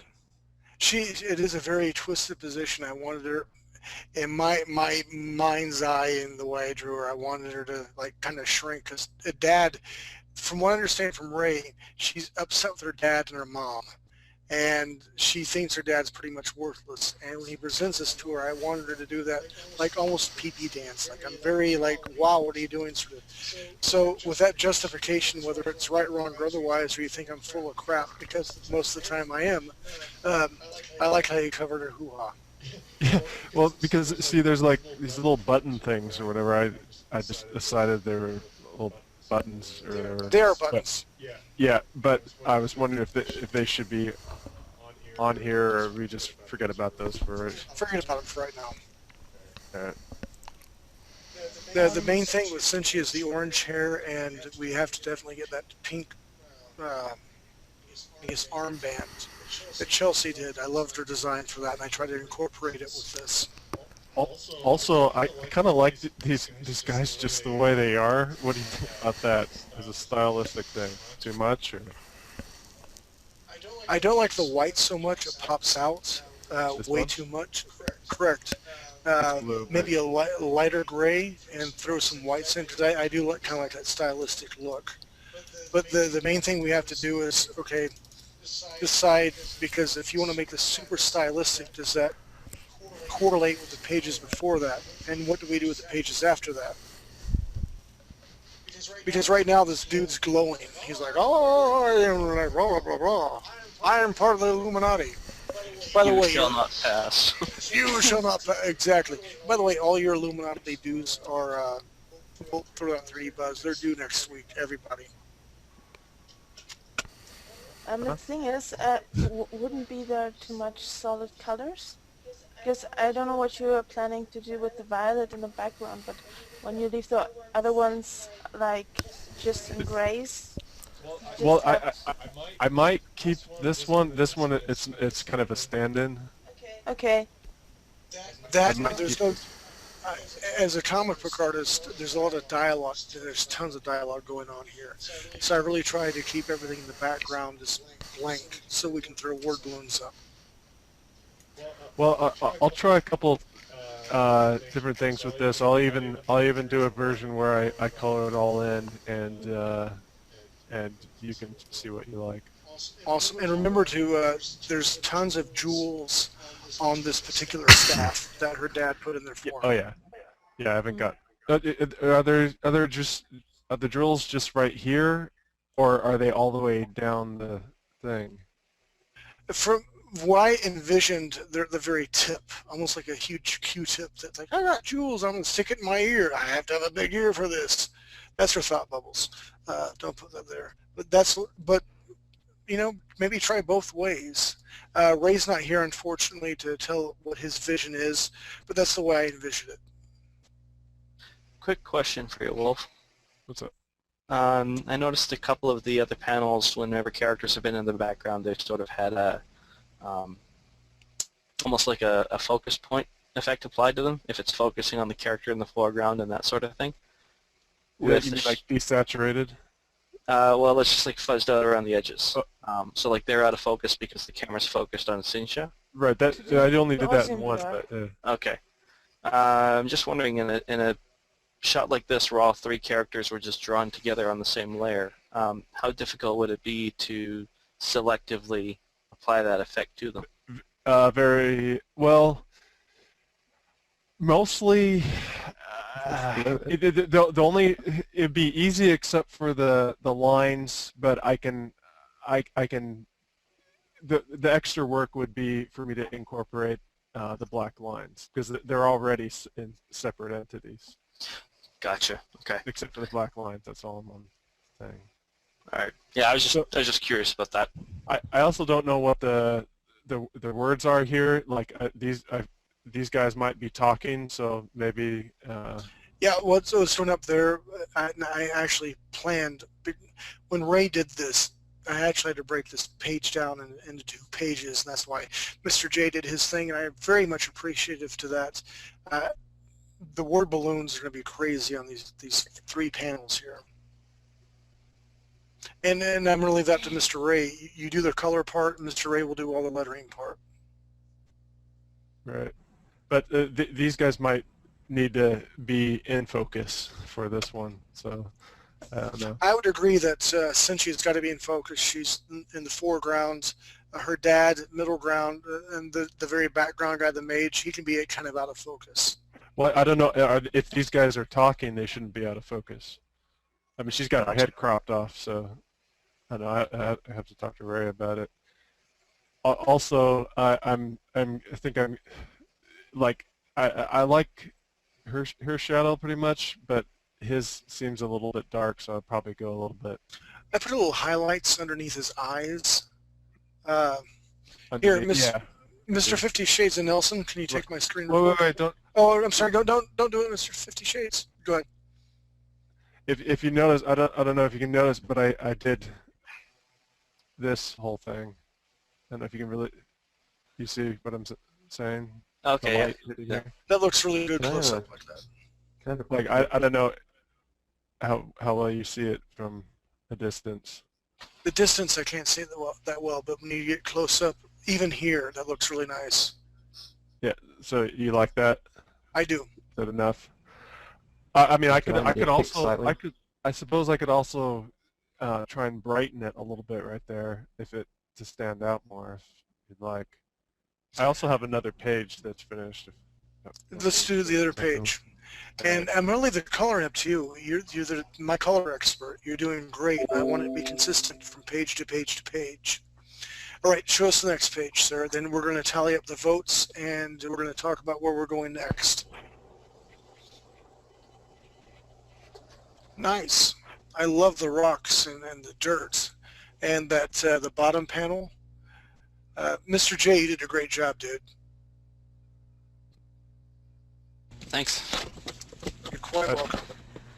I'm feeling pretty proud of this one. I think it really pops. I emailed you. I love the drop shadow of her. Boom, right there. It leads into like, what the crap is going on here? There's a lot of people. What's going on? Well done. Well, yeah, and everything is a little bit more desaturated than she is. Plus you've got the light by the dark and her shading by the light. You know, it's just kind of also helps to make her just pop out. So One thing I would recommend, and I hope you do, is her loincloth. I do see some shading around the edges, but maybe throw maybe some in the middle. Maybe break it up just a little bit more to show that there's some depth or some folding in it. Okay. Yeah, I didn't greeble it like Derek did, just because I wasn't paying enough attention. Greeble, greeble, greeble. It's your friend. Yeah, I also love how this one pops out. This right here. This shadows. You did a really good job, Wolf. I'm proud of you. Thanks. All right, so what we're going to do now, and again, I asked my art team to be patient because I know we still have more stuff to do, and we're way over time right now. But I really believe in my heart and my soul this is super important so we can start catapulting to deadlines and to milestones. Steve, did everybody vote? Because if you've not voted, you need to email Steve. I believe I have everybody in since the two up for grabs are not voting. Roger that. Okay, and whoever wins, there's really no losers because we're all part of the team, but whoever's lead, I want to have a position for the secondary person with a lot of responsibility too, because I believe both of these guys are just as qualified as anybody else. I mean, more qualified. So whoever wins, I want them to work in tangent and well with the other person. Can you guys agree to that? Okay. Yep. All right, Mr. Steve. On that note, NATO, congratulations. Thank you very much. You guys both have a compelling argument, and again, I'm amazed with what both of you guys have done. Iron Soul, the last 2 weeks, wow, they've been breathtaking. And I know, NATO, you've been around since the beginning with all this, and you've made tons of posts. So with that, NATO, your lead, what is your first order of business? Right. Sucker! From an art point of view, I'd like to see more humans. I haven't seen any humans yet. Okay. You hear that, art team? Humans, okay. As lead artist here, by humans, do you need soldiers? Do you need classes? Do you need kids? What sort of humans do you need or want? I'm kind of interested to see, because I'm getting an idea of for the how the comic Elysian or culture for is. Just in general, just sort of like some concept art of the humans. Because we've seen kind of like how the Elysian structure, their culture is structured from their architecture and the way they kind of dress and their sort of equipment and whatnot. I'd kind of like to see your guys' thoughts on how humanity transposed from Earth onto Elysia. Yes, sir? Okay, so with the humans, I think we should focus on one type or one class of human. Like, I don't know, it could be a ghetto, it could be an upper class, really rich type people for now, but not rule out the possibility that we'll have loads of different styles of humans. Yeah. What I'm mostly interested is to see kind of almost the architecture of the situation. So what their buildings look like. Are they sort of really so they're major cities? or are they sort of very smooth and very sleek? And it kind of gives me a sense of what people feel their place in Alethea is. Like, are they some sort of invading force, or have they claimed the planet as their own, Do we have like and ghettos built or these something? amazing structures on it Shanty already? towns. Yeah, exactly. That gives me a sense of what's happening in the world. NATO, I do have a document that it's not on the Dropbox yet. I've been working on it as sort of a timeline, point notes, backstory for the humans, Cool. leading up to their contact with the Alethians. So I've been working with Ray to kind of try and put that together and arrange for their eventual introduction to Alethea. Okay. So I can share that with you ASAP. Yeah, that's cool. In terms of like story and plot, personally I feel that you know, this from a game design point of view, it's quite good to have two opposing factions, two sides, which obviously leaves itself to humans versus Alethians. World of Warcraft with the Horde and the Alliance. Yeah, but also in a team-based structure, a MOBA style game like I'm thinking of, you do need two distinct sides, especially when you have a strategic map.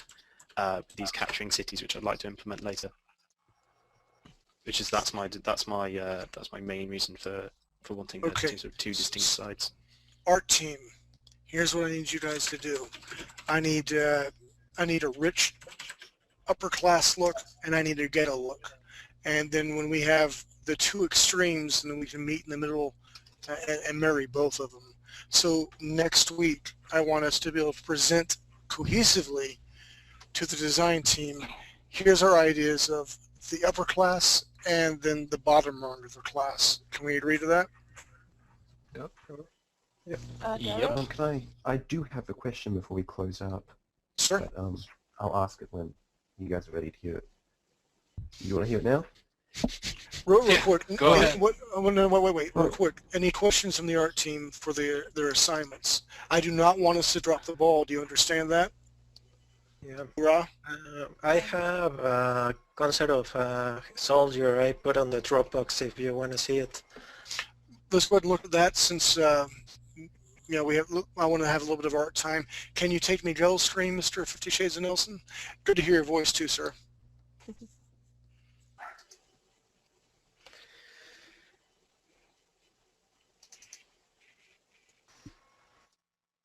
Derek, oh. Nice! Yeah.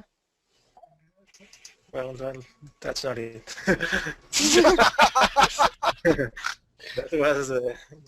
that was the merch I did the other day. Get out of here. Did you just, I'm going to poop myself right now. That's awesome. Pretty impressive. Indeed. Very, very impressive. I love that dynamic pose there. Obviously an Alethian. Actually, that's a soldier. With the claws? I did this because of the gadgets that Derek mentioned like 2 weeks ago or a week ago. So this is kind of a high-tech suit, like the counterpart for this guy I made several months ago, I think. Nice. I love that arm there. I did this many classes ago. I actually showed it here, but when we were thinking about steampunk, and I decided to do let's say the non-steampunk or the futuristic high-tech version of it. And that's sleek and beautiful, man. The only bad read, and certainly a bad read, but because of the claws and the feet, it does make me think of an Alethian. If you could put tread like boots and get rid of the claws, then I would see human. And I'd like that if you can do that for next week. But that is freaking brilliant, man. Mm-hmm. Yeah, I'm gonna put it. The idea, I don't know if you can see it, is that they're retractable. They actually get inside this thing here. That is well done. Gotcha. That's for example, one of the gadgets I came up with. Like, for example, if she wants to climb somewhere the Miguel, if same I was not things. married, I'd ask you to marry me right now. I kind of like The the same- idea that, well, the sort of ghetto people would be the ones using the whatever they can get their hands on. So they'd be the ones with like the steampunk type look and stuff like that. And then as you get to the better off folks, then you get into this sort of streamlined, really futuristic type thing. I like that.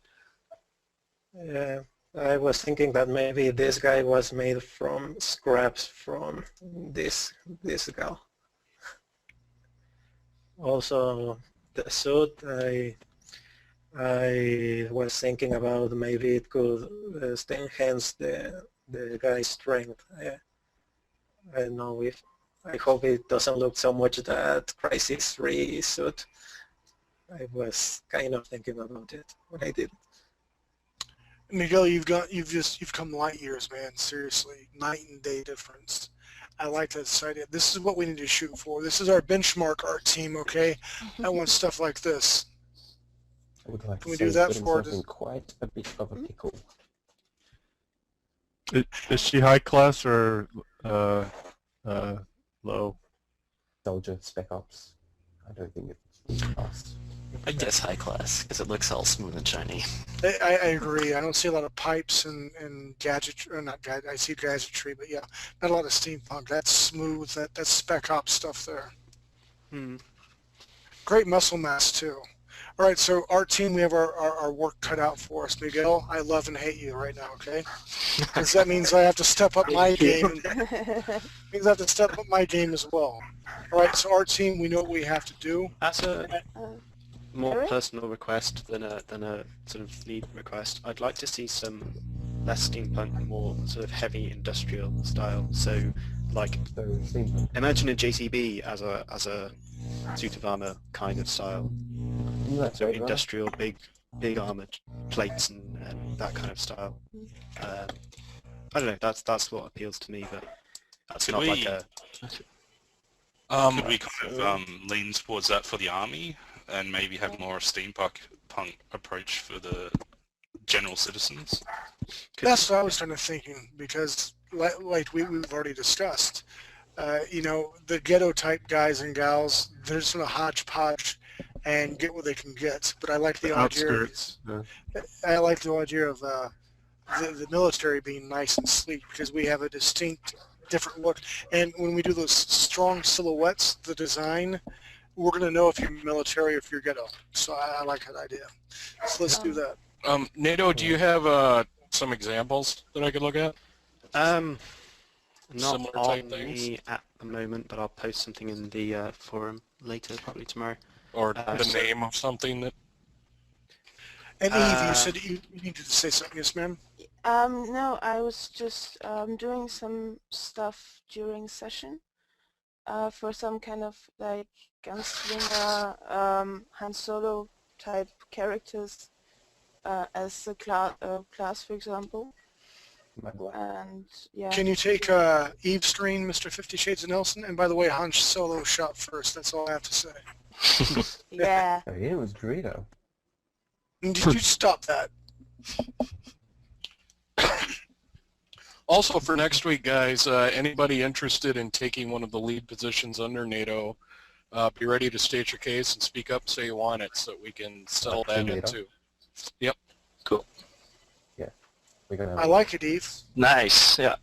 It's not That's completely really nice. finished, but it's basically what I was doing while you guys were talking, and yeah, about like kind of this roguish type, ghetto style, steampunk I really like that classes.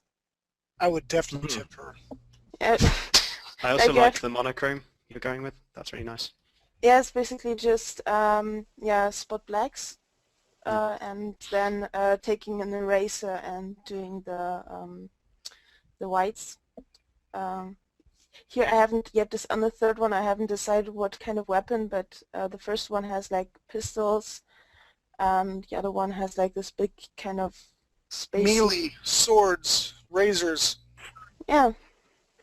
But Eve, this artwork is wonderful, but it's never going to fly. I don't see any chest tape anywhere. Shut up.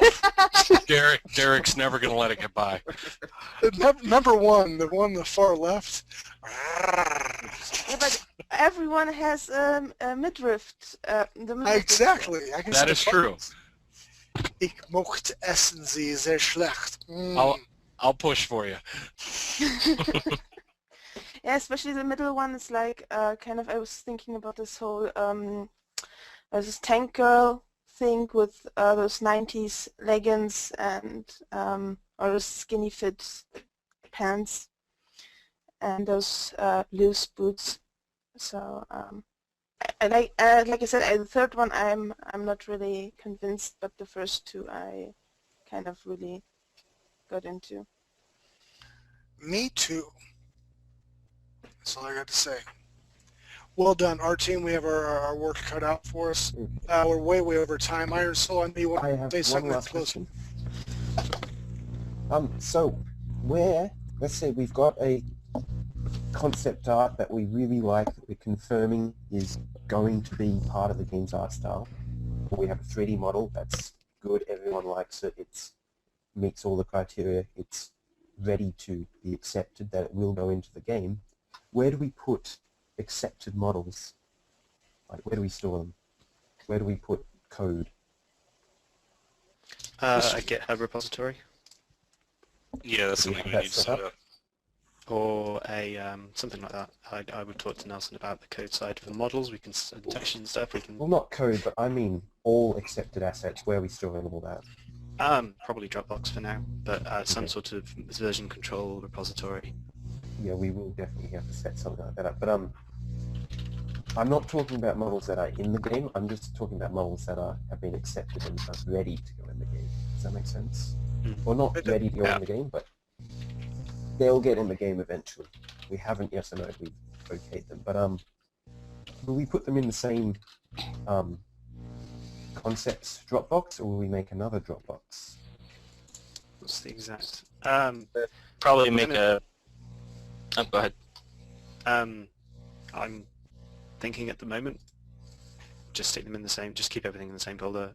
We're not at a stage where we're going to be producing lots and lots of end product models. So when we get to that point, we'll probably have a proper version control set up. Okay, so you can set up another folder in there. Yeah. Just going to make a new folder in the existing set. Right, so I'll probably do that. Derek, if we have time, I do have a couple of line sketches and stuff like that for weapons and program to show you that I'm using to sort of create an orbital view of Alethea. Let's go ahead and do that, Mr. 50. And I appreciate everyone's patience. And again, my art guys are chomping at the bits. I want them to be able to show off and shine for you development TV people. All right, Nelson's going to switch over screens, and then we'll just have to continue talking while he goes and gets food he's been waiting for. Roger that. Who do we need to switch over to? Richard, please. Gamble or? Yeah, Gamble. Yeah. All right.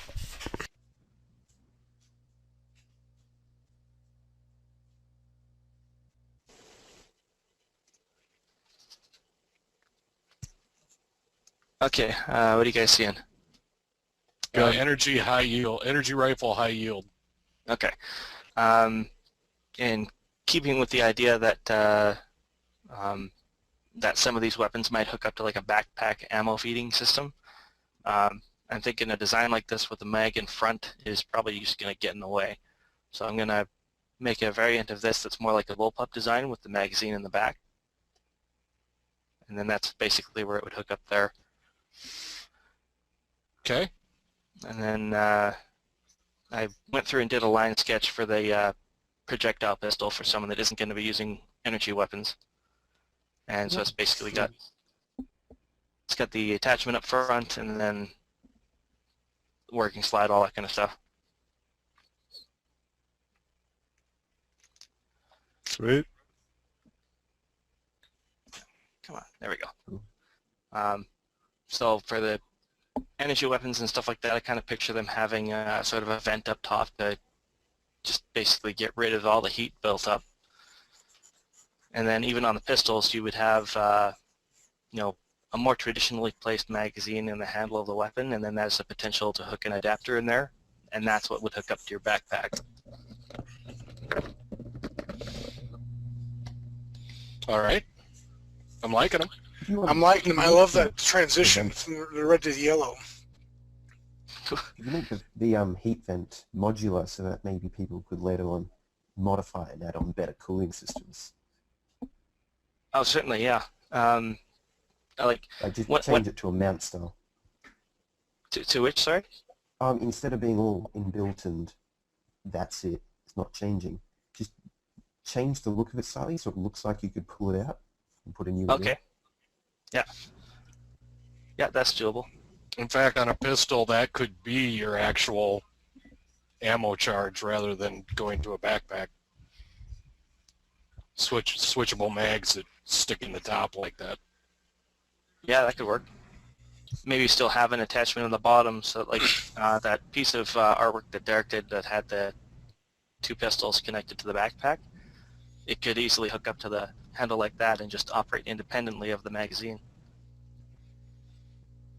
I like that idea because my name was involved. Woo! This was the same idea as earlier on that smaller pistol. I basically was just trying to design as a sizing guide the small, medium, and large pistols if we went with like the 3 variants. So if somebody wants to have some futuristic style of a 50 caliber Action Express, they can do that. And then if they want something smaller, then you'd have something like this. Okay, gameplay. If we do a 50 cal, we need to have 2 hands on the weapon because I try to do Dirty Harry style and hit myself in the frickin' head. I'm not lying, it hurts and I feel like a dumbass. Go ahead. Yeah, no worries. And then this is just a quick line sketch that I did for, it's more of a story element for the first ship that actually got to Alethea. So I'm still working on the finer details, the shape of the wings and all that kind of stuff. But the basic fuselage, I went in and actually designed a tech schematic for it.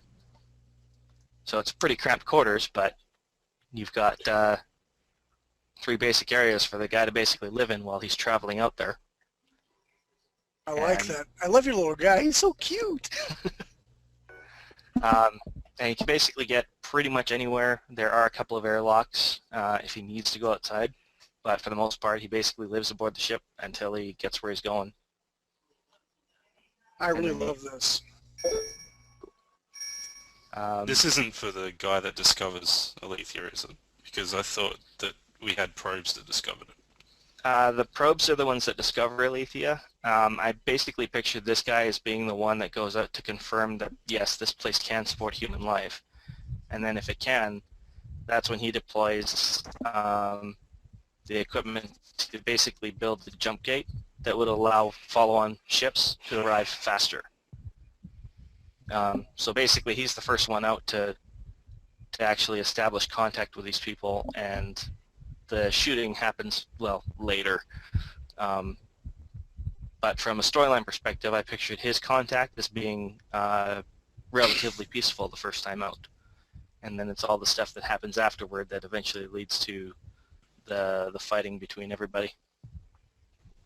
Yep, sounds good. I like it. Well thought out. Well done. Thank you. And let's see. Well, I've got the concept document on Dropbox as far as models. Just basic stuff for like gear and whatnot for different characters. It's on Dropbox as a PDF, so you guys can read through it. I'm really proud of this is a program. Nice. This is the program that I stumbled upon a couple of weeks, well, about a week ago, courtesy of a writers' conference, actually. One of the authors uses this program to design his worlds in his story.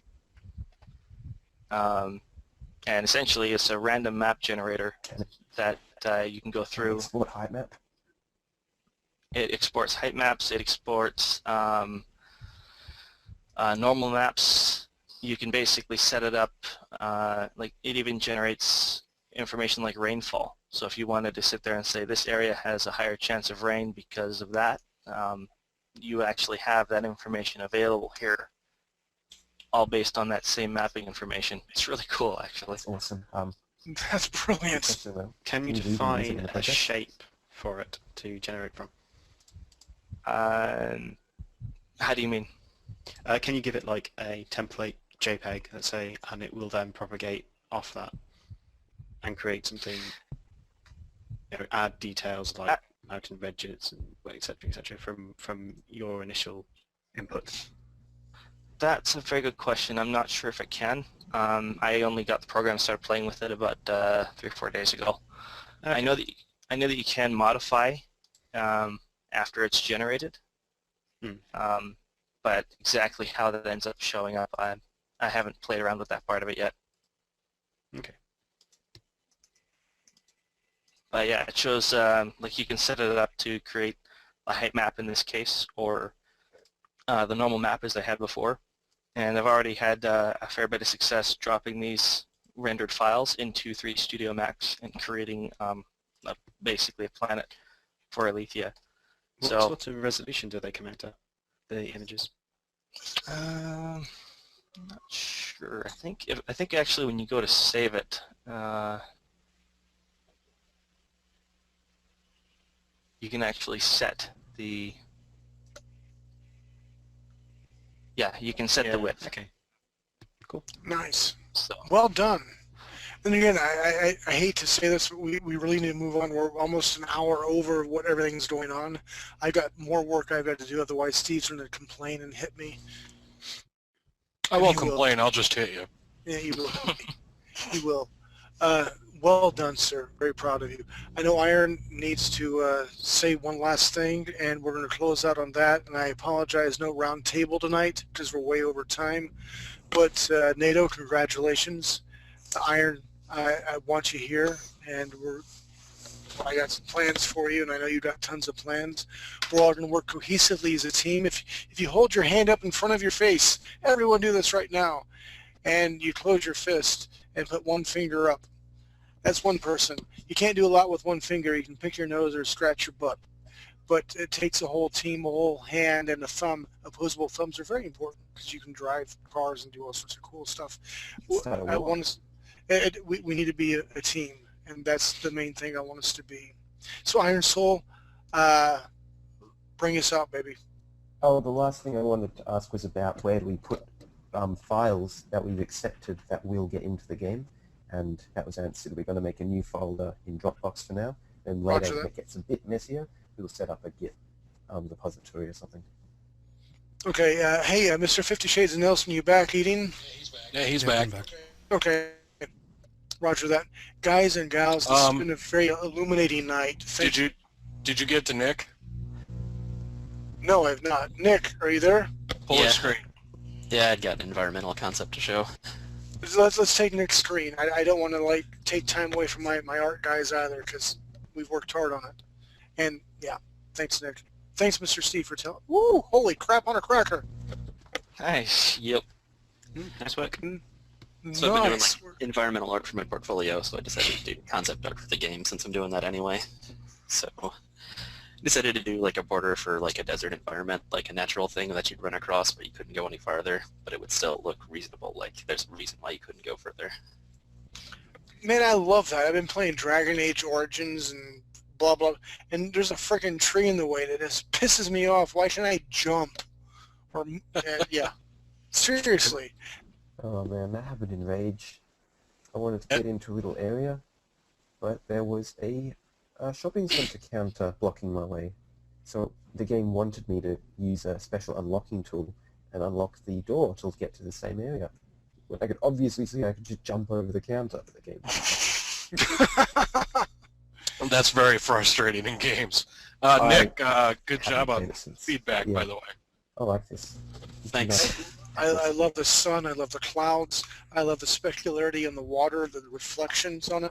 Ben, well done, dude. Seriously, I'm honored that you were here. I'd want to explore that terrain. Yeah. For the game character. That's definitely a good portfolio piece. Thanks. I also did a little bit of work on a guy. I decided he needed a taser spear for some reason.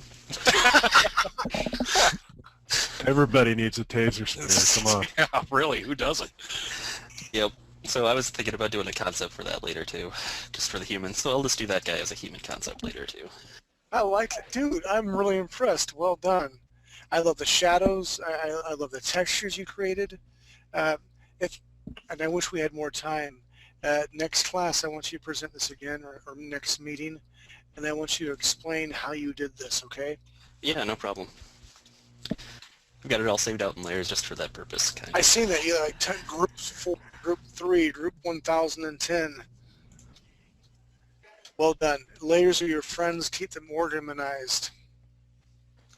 All right, Mr. 50 Shades and Mr. 50 Shades and Nelson, go ahead and we're going to go out right now. Guys, I'm impressed. We have a definite direction. My art team is going to bring you many, many humans next week.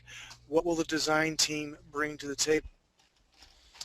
I'm going to go and write a very brief outline and some form of feature list. I would like to see... I would like to see a range of character types for gameplay. So differentiating between different types of combat. So like a written list from the design team? Yeah. Okay. Yeah, and I plan on putting together the foundations for the official to go into the game asset list. Okay. Sounds good. Guys and gals, my Liebchen, ich liebe dich. Well done. Get some sleep, baby girl.